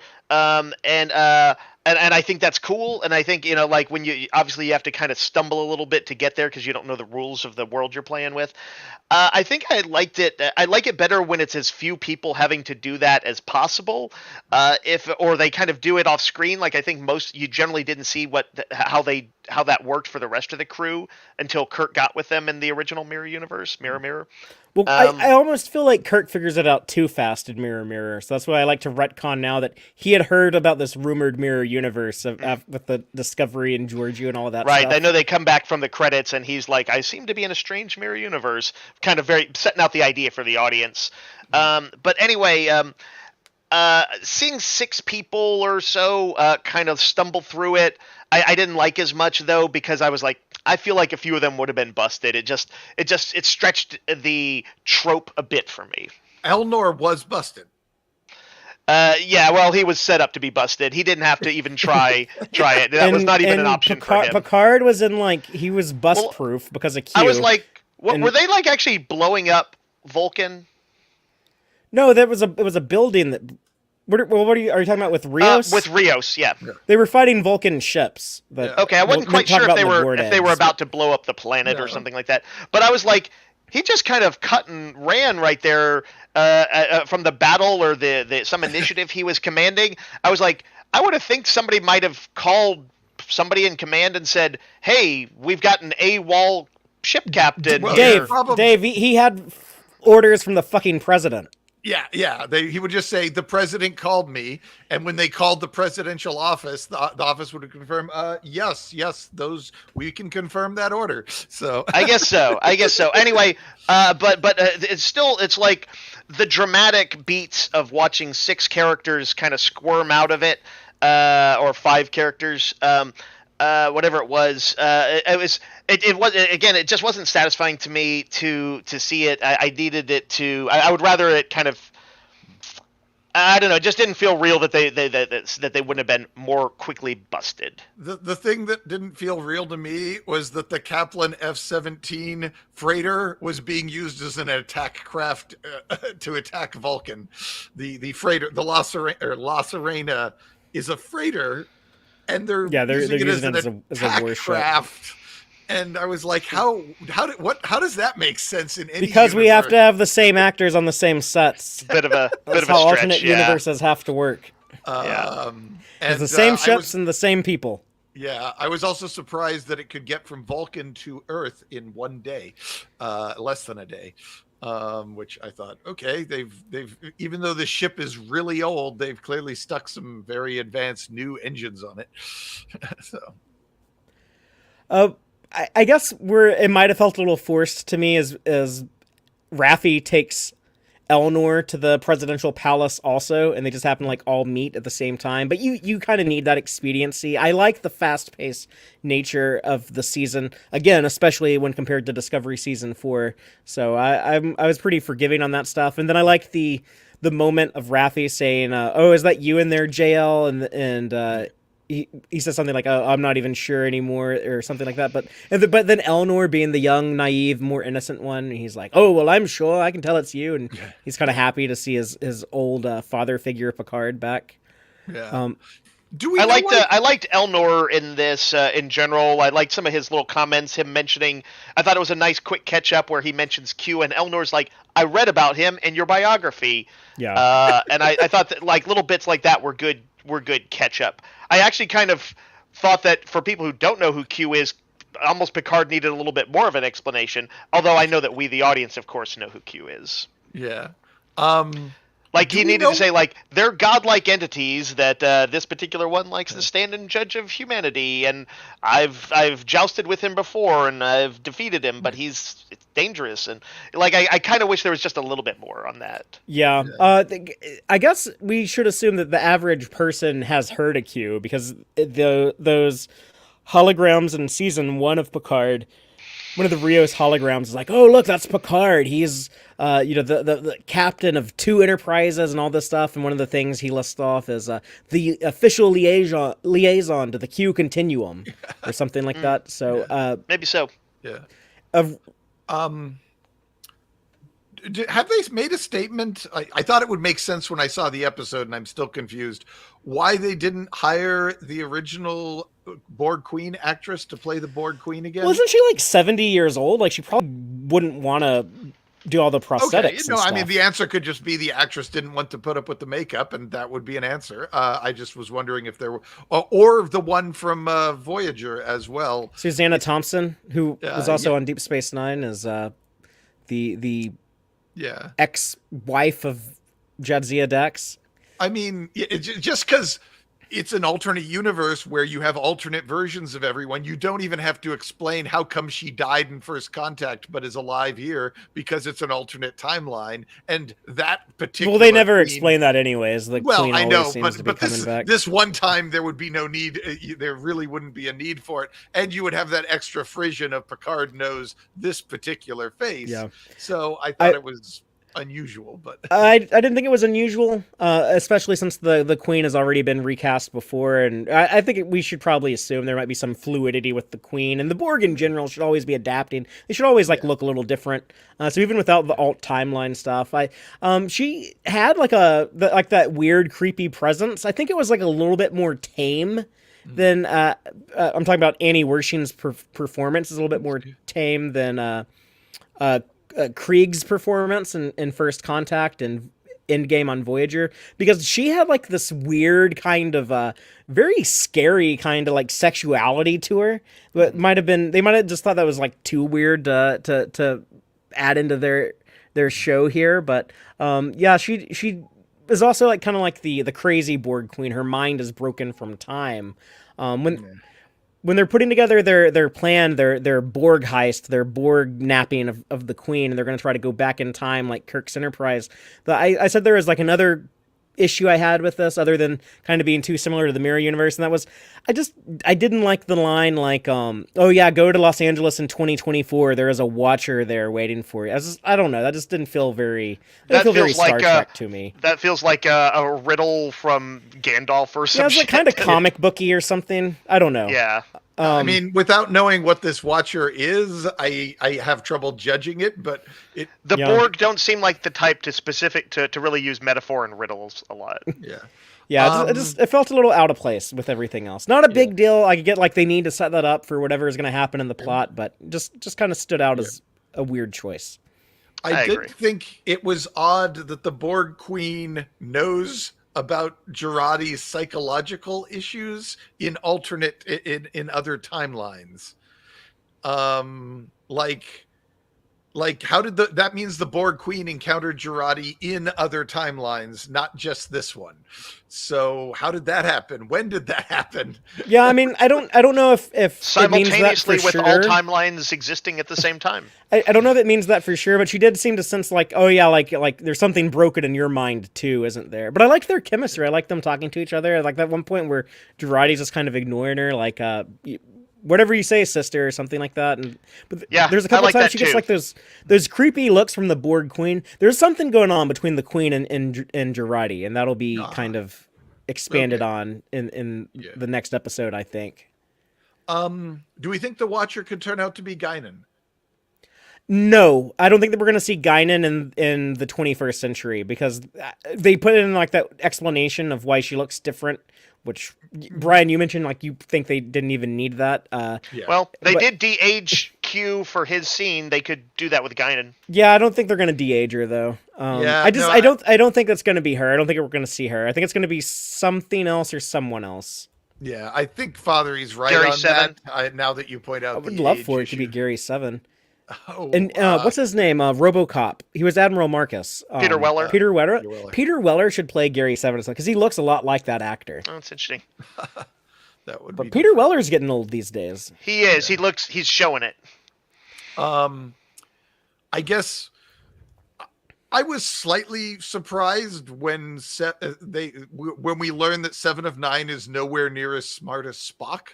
Because I'd kind of always put them on about the same levels. Me too. If I statted them, their IQs would have been at least within a point of each other. That felt like a slightly contrived plot point that nobody could possibly match the legendary Spock except for the Borg Queen as far as nobody out of their group that they had. But I agree with Brian. I think that 7 could have done it. That's also why I wonder did she lose some of her intelligence without her Borg implants? Because that seems weird to me. That would have been a perfect explanation for it, and a perfect time to drop that in. Picard says, "You don't think you could manage it? Not without my implants." Boom. With as good as these writers seem to be with keeping an eye on that type of stuff, I'm almost surprised they didn't say Picard say 7, you can do this, can't you? And she's it would take me too long to calculate that now. My mind's not working as fast without my whatever implant anymore or something like that. I think we know the answer to this, but it still feels like it needs to be asked. Is the galaxy a better place without the Borg? We are trading up by going back in time and changing things, right? I mean, we should at least ask that question. The Borg have been wiped out in this galaxy. Probably, it sounds like maybe the Dominion is. I'm gonna say we need to move on and not have a conversation about is the galaxy better with the Confederation timeline instead of the UFP timeline. The Borg dominating the robo zombies or quadrant. I mean, the Confederation seems to be pretty much as bad as the Borg. Yeah, I kind of feel like that is the answer, but I kind of feel like it's weird that they don't stop and ask that question at least briefly. I think it's weird to stop and ask it now, but okay. Well, let's talk about the eradication day stuff. We need to bring the Borg back into power. Nobody says they actually established that the Borg might be in a kind of a weakened state after what happens at the end of Voyager. So there's a line about that in last week's episode. They made it very clear in last week's episode that the Borg were in a weakened place. Okay, so I've forgotten about that. I think that's the ideal situation. So I'm gonna vote against fascist Earth conquering, enslaving, and eradicating aliens. Yeah. But I don't know. Let us know in the comments. Do you prefer this timeline or do you prefer the one we saw last week? I'm just wondering if I lived in the Delta Quadrant, what my answer to that question might be. But I don't know what the Delta Quadrant looks like in this timeline. But what y'all think of Mazzolini Picard? And I don't know if y'all caught this, but they shot this ceremony, Eradication Day ceremony, on the same location as last week, where they shot the Starfleet Academy ceremony. They're both at the Disney Concert Hall. But it's decorated very differently. Did not know. Yeah. But I kind of like that, how they mirrored each other. And I had kind of pieced that together from the trailers months ago, but I like seeing it in execution here. And Picard trying to hype up the crowd, but then he has to stall because he knows he can't shoot this queen. He needs her to go back in time. I felt he was kind of dropping the bag there because he's standing there with the gun and he realizes he just needs another couple of minutes. He just has to turn to the crowd and make a Picard speech about evil is good. And I actually think that would have been kind of a cool thing to do, is to have him saying something that's clearly so at odds with who he is that it's almost physically painting him, where you can see that cheek quavering, see we beads saw of that sweat.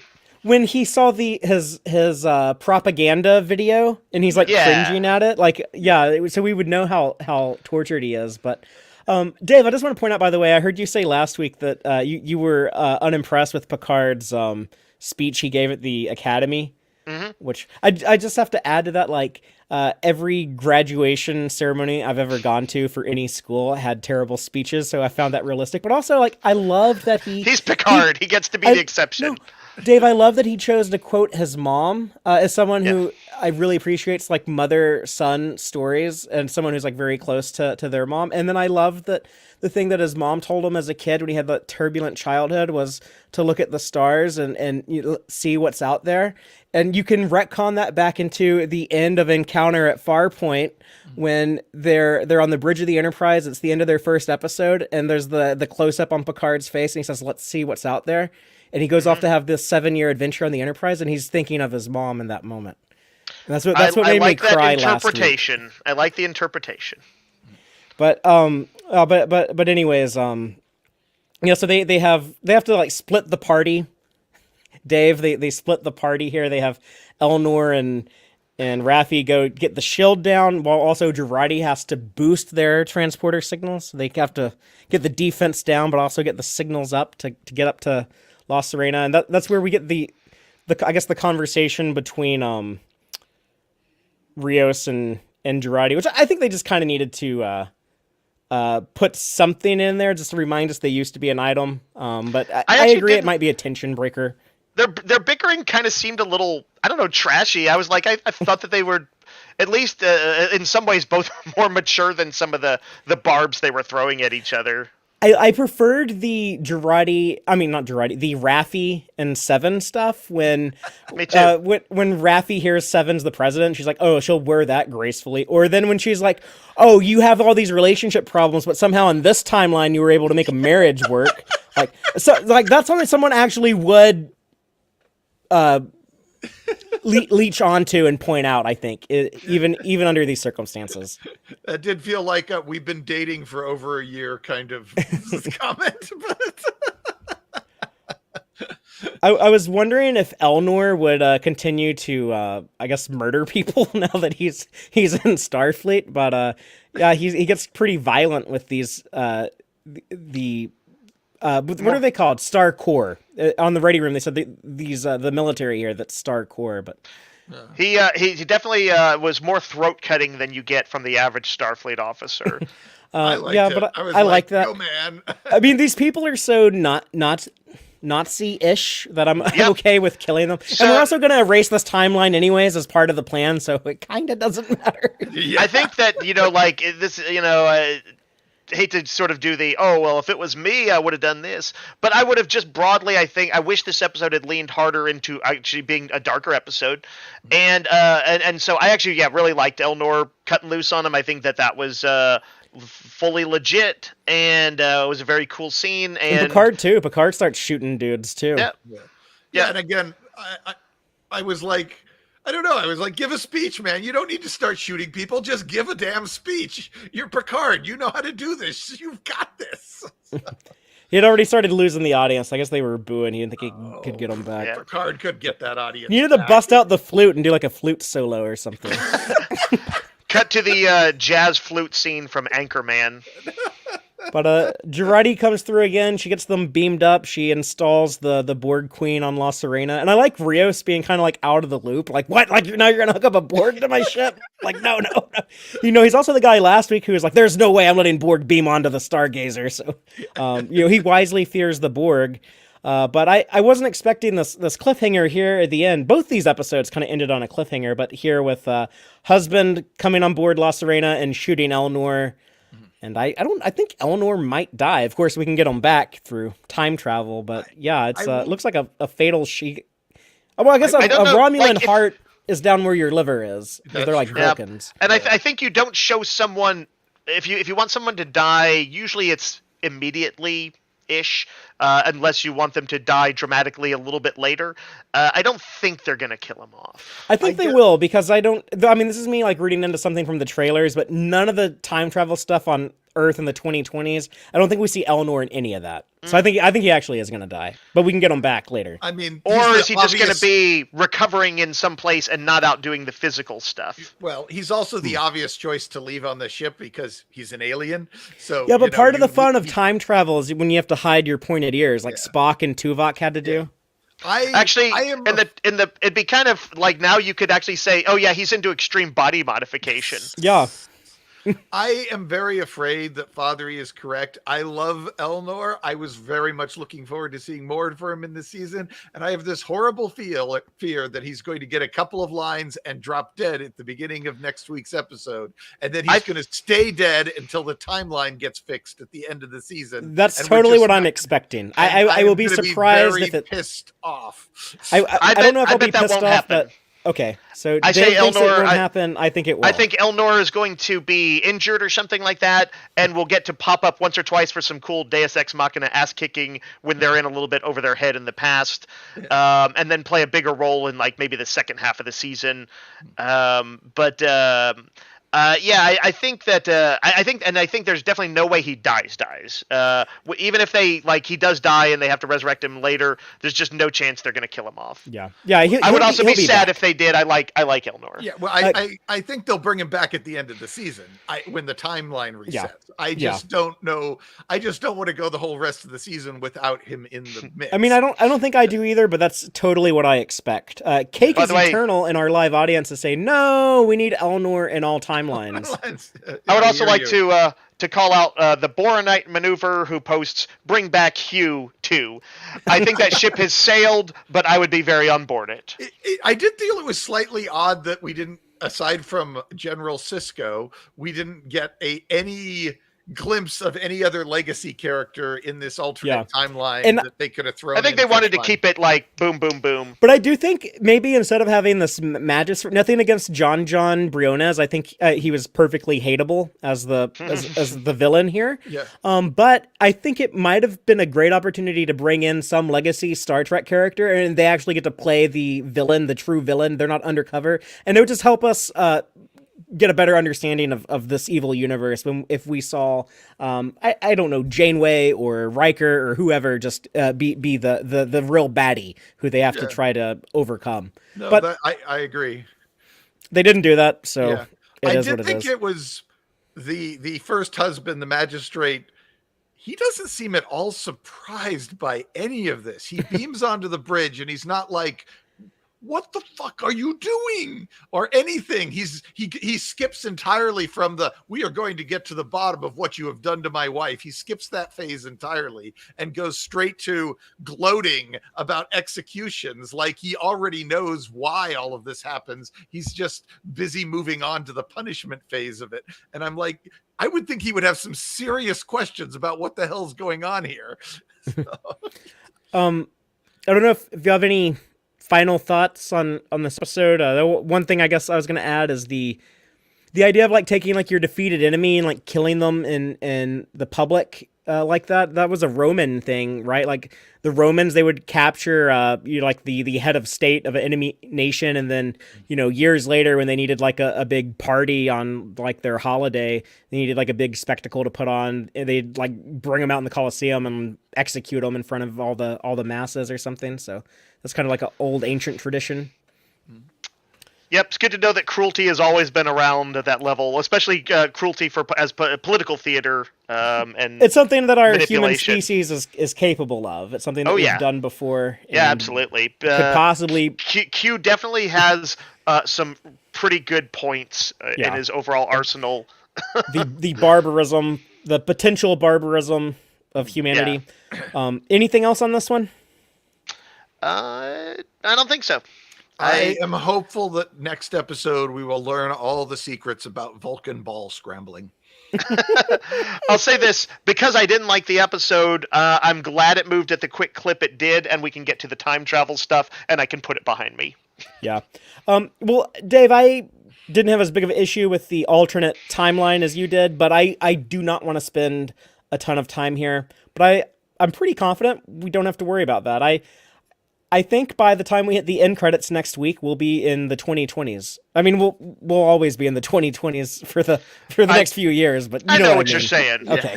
By the way, I see in the comments that Arthur Lemero says the Watcher could be Wesley. I kind of like that idea, Wesley Traveler. I would be down Wesley. for that. It could be a legacy character who's gone back or exists there or something. I think that would be satisfying. I can see, it's such an open thing that there's many things that could be satisfying, but that's one that I think would be pretty cool. Linda Marks in our live audience is also saying bring back Kai Wen. That's a very interesting opinion. I don't think a lot of people are going to feel that way, but we don't discriminate. Repair so thank you the for sharing. timeline. Bring back Kai Wen. I don't think you could bring Win back without at least bringing Kira and probably even Cisco back. Bless you, my child. Everybody inwardly cringes as Father says that. But I think we should go ahead and move into the Gorn eggs because there are a lot with Star Trek Picard Season 2. They seem to think that they're live action lower decks when it comes to the Gorn eggs, so we'll try to get through these quickly. But before we go into Picard, we need to talk about my one disco Gorn egg, which I think is a pretty poor excuse for a Gorn egg. Gorn eggs being our in-jokes, continuity connections, and Easter eggs that I found within the episode that I thought were worth mentioning. But yeah, in the Species 10C episode of Discovery, we see Jet Reno eating black licorice. She ate black licorice in engineering back in season 3 of Disco in the episode Terra Firma Part 2, where she was eating it in front of Book. So, of course, he would think there's nothing unusual about her asking for all of this specific candy again and again. He knows that she likes to snack on that, so that kind of made it seem like a little bit more acceptable why you would not be suspicious. What is the engineer doing with all... Yeah, he also probably feels really guilty about locking her up, so if there's anything he can do to try to feel like he's being nice to her, he'll probably do it. Jump on that. Oh, you want licorice? I'll get you licorice. That'll make me feel like less of a monster. Black licorice also came up on Lower Decks one time when a replicator broke, and that was all it could make. But, yeah, other than that, no other Gorn eggs in that episode of Disco. We'll move on to Picard, where there are a ton. First off, let's talk about those episode titles. When Picard asks Q, where's the crew of the Stargazer? Q replies, how yesterday's Enterprise of you? Obviously a reference to the Next Generation episode Yesterday's Enterprise, where we meet the Enterprise C and deal with the alternate timeline there. He also says when they go into Picard's trophy room, through a mirror darkly, and here the man who holds the glass is darker still. Through a mirror darkly, that's actually from the Bible, but it was the name of the Mirror Universe episodes of Star Trek Enterprise, so other alternate universe episode there. And in that trophy room, there are a ton of Gorn eggs. We see the Torchbearer suit from Discovery Season 1. We see phaser rifles from Star Trek First Contact. There's actually a lot of weapons on the wall. There's Romulan weapons, Zot-Vash weapons, Zot-Vash knives, the knife that Shinzon had that also showed up in Buffy that Faith had in Buffy the Vampire Slayer. It was the same knife, but there's Riemann disruptor pistols from Insurrection. There's a Jem'Hadar blade, Jem'Hadar pistols. I don't have pictures of a lot of this stuff in focus for the audience watching on YouTube. There's a Riemann rifle. Yeah, there's some Bajoran weapons. There's the Star Trek 5 and Star Trek 6 assault rifle. If you watch the Ready Room, you can also see some of these props that you don't actually get a good look of in the episode. Let's talk about the skulls, though. They had the Star Trek 09 disruptor pistol. Oh yeah, I don't know if it's Romulan or like the Romulans stole it from the Klingons, but there's a disruptor pistol that was used in Star Trek 09. I don't have a screenshot of it either, but yeah, that was in there. Well, let's talk about the skulls. We get some major cameos here. Picard seemed to have killed like all of the top dogs of all the different alien species, because we have a Cardassian skull that belonged to Gul Dukat, one of the main baddies in Star Trek, specifically the primary antagonist in Deep Space Nine. And there's also a Klingon skull that the ridges look a little different, but it's probably hard to tell. You know, the bone might look a little different from the actual head, but it belonged to Martok, the general we see in Deep Space Nine. And that might have been a skull left over from season 1 Discovery. Yeah, it's not elongated enough, but it does look a little bit like those. And there's a Vulcan skull that belonged to Director Sarek, who in this universe was killed in front of his son and wife. When Q said that, I immediately pictured, he was killed in front of Cybok and Perrin. No, everyone was thinking Spock and Amanda, I'm sure. Amanda probably would have been dead by then, but there's a Ferengi skull, and I don't know how many people picked up on this, but we see the Grand Nagus staff next to it. So I think that's actually Nagus Zek was killed by Picard, which that's I kind of love. The most entertaining interpretation, yes. Yeah, this evil Picard would not tolerate Ferengi shenanigans. He would kill their Nagus on day one. That's how first contact with the Ferengi went in this timeline. There's a Borg skull too. Let's just assume this is Hugh. Why not? Yeah, sure. Yeah, the skulls were cool. I liked that. I also like that there's like a bullet hole in Ducat's skull. I don't know why I thought that was so funny, but it's like he just got shot right in the forehead. Oh, yeah, you're right. He did. Right in the Cardassian spoon on their forehead. So. Yeah, and I like that they mentioned that Ducat is the reason why this Picard ended up in a synthetic body. So even in this alternate timeline, he was still a force to be reckoned with. I liked that. He went down fighting, it sounded like. Is this synthetic body also have all of its superpowers dialed down? Well, I think they needed that to explain why he doesn't have the Ironic syndrome in this timeline. No, I get that. I wouldn't think that this Picard would be the sort who said, no, I only want the abilities of a No, but maybe the person who was developing this body for him was like, I sure as hell don't want this dude to have superpowers. So I'm gonna lie and tell him like, I can't do that. It's not possible. But, yeah, your brain won't be able to handle super strength. I'm sorry. The saddest trophy in here is I think it's Worf's baldric is in the background. It's up in the window behind Picard's desk. So I think this Picard also slew Worf, which makes me sad because I want them to be buddies. I want the Picard who's like, in all honesty, you're actually the bravest man I've ever known. You want the fascist version of that? Like, for a mongrel race, you were the bravest person I've ever known. You disgust me, you subhuman thing. Now die. You're right. Today is a good day to die. Now do it. Yeah, no, I don't want that. Would he not have a beard? Because it's in every universe and he already has a goatee. So I think that only applies to Vulcans. But, okay. There's some Vulcan war Gornegs too. When Seven has, or I guess President Hansen, I should say, has that screen pulled up that has a lot of the war information. There's also a lot of images that are from the Picard season 1 of all things. But on the screen, we can see that there is a General Miles O'Brien fighting the Dominion Alliance, and there's also a Lieutenant Colonel Tasha Yar. So Yar always seems to do better in the alternate timelines. She didn't get killed by Armus here either. So good for her, I guess. And then there's, of course, the verbal mention of General Sisko. So Sisko is still a badass in this timeline. And we also see that there is a bit of text on the screen saying that there's a Metreon cascade that the Vulcans are using. The Metreon cascade is a weapon of mass destruction they established in Voyager that was used on Neelix's people, the Talaxians. And they mention Mount Tarhana, I think is how you say it, on planet Vulcan. That was from the Enterprise episode Home, I think. One of the season 4, I think it was in Home. And those Vulcan ships, those are like the Sarek ship we see in Discovery in the episode Lethe in season 1 is the first time we see that. But yeah, so those are 23rd century ships that are fighting in the battle. According to some sources, the La Serena is also a 23rd century ship. But